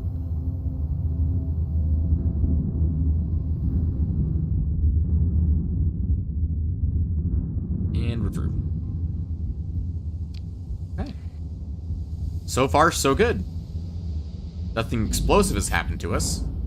And we still have well over 1 million credits. Nope. I'm ignoring that distress signal. I didn't catch a distress signal. I don't know what you're talking about. There's no distress signals going on here. Who are you? A mercantile convoy. Returning to Eventide with fuel marines. From where? Oh, from Naraka, probably. That would make sense. Also, fuel and marines. What a great thing that would be to raid. A whole bunch of stuff here. Analyze domain error probe in the Gamma Sigia system. We've been down there before. We're good for the moment. I think we're in like Delta Sigia or some crap like that. Wait, that's not where we want to go. We want to go here. Because this is the one that actually has the thing. Hello, Glacia Cat. Ooh! The Darenku mining station's right there today. Open the comm directory. Sebastian, we're back. You open the comms to academic inspection. Captain, thank you for returning. Sebastian freezes, then lowers his voice. For returning the researcher. Provost Baird will be very pleased. She's restarting the hyperspace. Well, I shouldn't ruin it. I'm sure there'll be a proper announcement when they're all ready. Gained 89,000 credits. And improved by 5 and plus 3 with the independence. Welcome back, Captain. It's good to see you, Sebastian says cheerfully. Inquire about available jobs. Do you have any work for me? Academic Sebastian taps a datapad. Let me look what we've got lined up for you today. Oh, he puts the datapad down and looks to you confused. It's, the Provost Baird wants to speak with you. He says. He picks up the datapad again, examines it, and puts it down. In person, as soon as possible. How about a mission? Oh, no, that's quite impossible. I mean, that's, that is, I literally can't give you anything until the Provost enables your contract code again. Sebastian holds up his datapad, which practically glows with a string of bright denied codes. See? So, a landing slot has been cleared for you whenever you're ready. Take a shuttle to meet with Provost Baird. You find a junior academy agent pacing in the landing bay reception lounge. As soon as you enter, they spot you with a look of relief and walk quickly to meet you. Before I start doing other voices, I need to drink water. Because I also know we're about to go into a lot of talking. At least I think we are.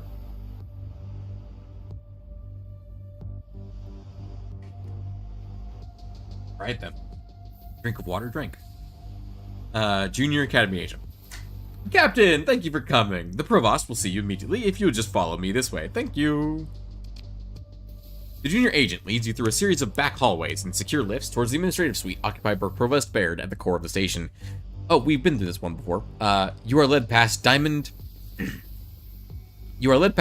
matrix windows through which you can see vistas of the curving internal canyons of Glacia Academy Station. Light dims and you approach the front waiting room of the office of the Provost. It is filled with representatives of the most well-connected of the Persian sector, whose eyes focus on an interloper like the beam array of Paladin point defense systems. I think we've had that one too. The self-assured march of the junior agent seems to project the impression that you're performing some adjutant role. Your presence is immediately ignored. Enter the inner office. What voice did I give her? Kind of old and snooty, if I remember correctly, right? It's kind of what voice I went with her. Captain Did Videos. Provost. Captain Did Videos. I forgot that's our name. I forgot Did Videos was our name. Anyway. Provost Anita Bard taps something away on her desk interface and turns to address you. I'm pleased that you've come. That's a male voice. I'm pleased that you've come to meet with me, and for all the work you've done for my project already. She lowers her head just to agree. You didn't think I'd be wasting your time with make work, did you? She considers this for a moment. Well, there was some. Noise had to be introduced to the system to ensure that an outside observer would not immediately identify you as my agent. Which brings us to the subject I wish to discuss. Please, make yourself comfortable. Baird motions to a set of seats around a table carved from the root structure of some great tree. Hand carved, by the looks of it, the work of blooded artisans. They do fine work, she says, whatever their misplaced devotion. She clasps her hands together, turning to business. You've proven you can be trusted, so now that I ask you to take a more active role in my great work. And what is this great work? Saving the Persian sector. She's content to let the words hang in the air for a moment. I don't ask that you like me, and I won't make a sanctimonious appeal to emotion. What I ask is that you recognize, rationally, that I am pursuing a course of action unburdened by factional demands. Indeed, this will be the foremost effort to ensure the survival of our civilization from utter collapse. We will not be saved by a retreat to homesteads on a fragile balls of rock, nor by an arms race which throws precious resources into the fires of interfactional squabbling. We have to reach beyond the known, develop theories that shatter all that has come before, and apply radical new technologies to ensure our survival. We must reach further and higher than the domain ever dared. As she speaks, she raises her eyes up towards some abstraction. This, you think, is something she believes in. Tell me more. What do you need me for, and why should I help you? If she had short, curly hair, she would be my speech and drama teacher 40 years ago. If she had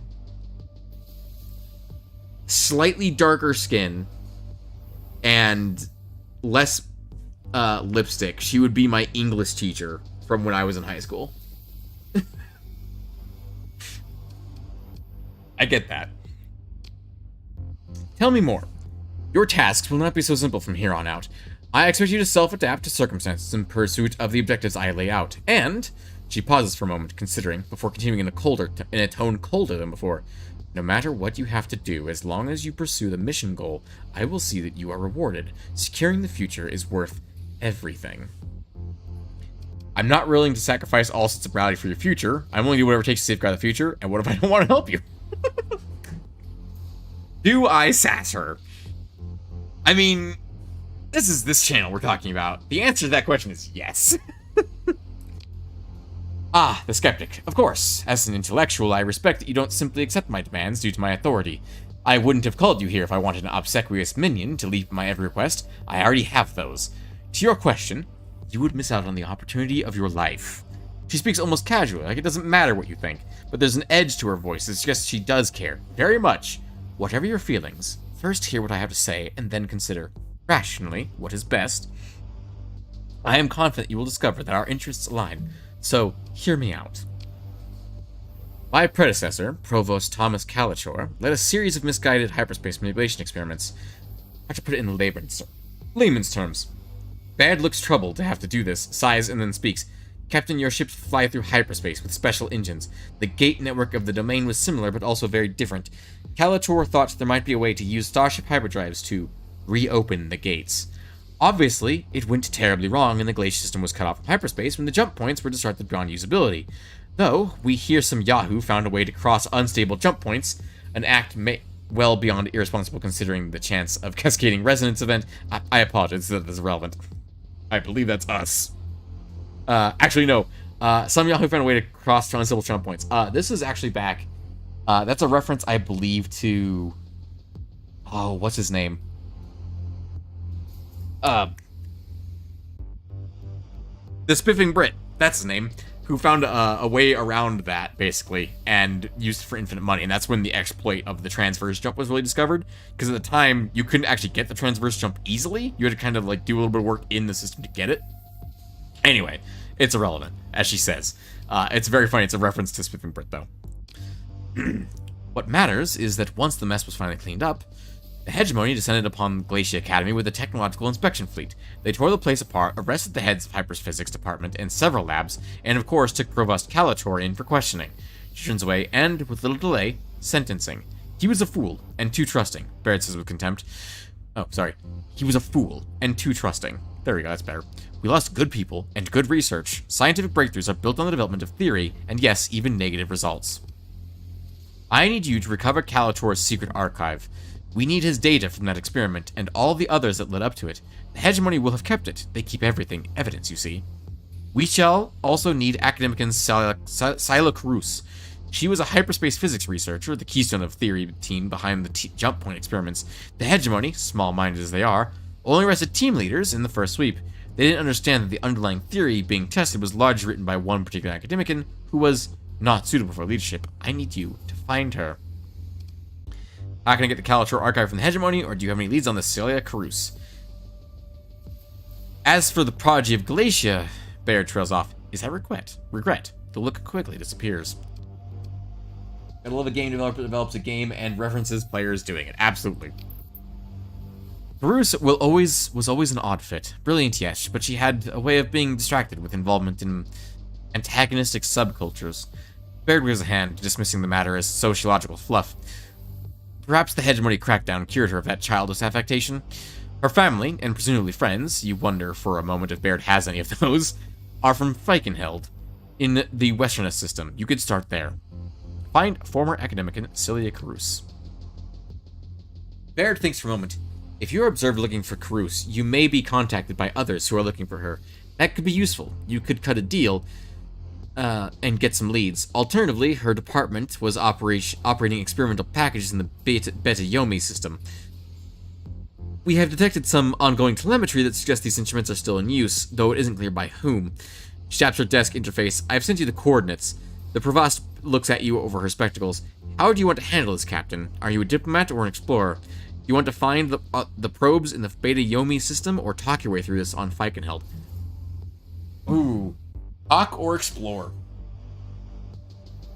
I don't know if we have to choose. We received nav data for Beta Yomi.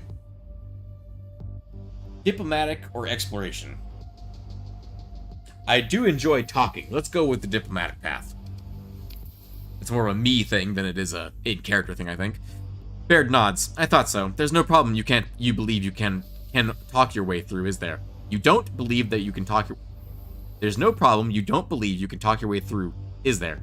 That's a mouthful. Because all you do is change that from you don't to you believe you can talk your way through anything. Or through... Yeah, anyway. If you want to change your approach, you must let me know so that I can ensure you have all the information you require. Okay, so we just gotta talk to her. Okay. So if this doesn't work out, we'll go the other way. When you do find Sela Karus, I expect her to be unwilling to cooperate. I provide you with an encrypted message. It's a personal appeal from myself to her. It should prove persuasive. I'm sure it will. Will I be blackmailing Karus for you? You need not be so conspirational, Captain. Baird admonishes, not everything is cloak and dagger, blackmail and bribes. Our wayward academician has avoided all contact with the Glacier Academy since the hegemony arrested her colleagues. I appreciate the rational response to a campaign of scientific suppression, but now she is needed for the role she was always meant to play. And how can I get the Calator archive from the hegemony? Following the aftermath of the Glacier experiment, Hegemony Technological Inspector sees everything, all the records and data. The most direct approach would be to get access to the data vaults of the Ministry of Technology and Technology Standards. There, you might call the AI inspectors, but serving among other roles not trivial. She looks amused, but it's been done before. I do have an old acquaintance who has been rising quickly in the Tri-Tachyon executive ladder. His name is Ryan Arroyo, based out of Yoko Brez. Yoko Brez. He may be compelled to assist us with a human asset on this front. I'll forward you the contact information. She taps a moment for her on her desk interface. Received comms ID for Ryan Arroyo. Let us say that his future career opportunities are on the line. Mention me. If you are firm but discreet, I believe you will find him more than willing to assist. Ryan Arroyo, got it. You want me to blackmail a Tri-Tachyon executive? Nah, we got this. He compromised corporate security to advance his career over a rival. He understands the value of the deal he made with me. She almost smiles. You will find him quite cooperative once you get past his inflated sense of self-importance. Find the Calator archive, find Sela Karus. Once you've accomplished both of these missions, the project can proceed to the next phase. Baird smiles, and that's when things get exciting. Gained 1 story point. So that's all. So what is the project? Baird smiles. Smile does not reach her eyes. You'll see. She turns her desk display, and starts inputting a command sequence. Done with you for now. Good day, Captain, she says without looking up. You may check in with me via comms for additional analysis as operation develops, though I expect you to use your initiative. Oh, and I've reauthorized Academician Sebastian with his mission assignment to access for your file. Carrying out his little jobs for might be good cover for your real work, and allow us to funnel additional credits to you. You feel the subtle movement of air as the doors open silently behind you. Mirror masked guards flank a junior agent who waits to escort you back to your shuttle. So, go recruit a scientist in hiding and go dig through the Hegemony archives. That's a fun little task, isn't it? Ladies and gentlemen, we'll be doing that tomorrow. I hope you've enjoyed. Planet names are tough, though not as bad as Stellaris or No Man's Sky. Absolutely agree. I hope you've enjoyed today's session, ladies and gentlemen, and I do hope you'll join us again tomorrow for StarCraft Mass Recall in the afternoon, and then Starsector in the evening. Until such time, ladies and gentlemen, I have been Videos. This has been Starsector. I hope you've had a pleasant morning, afternoon, evening, and good night.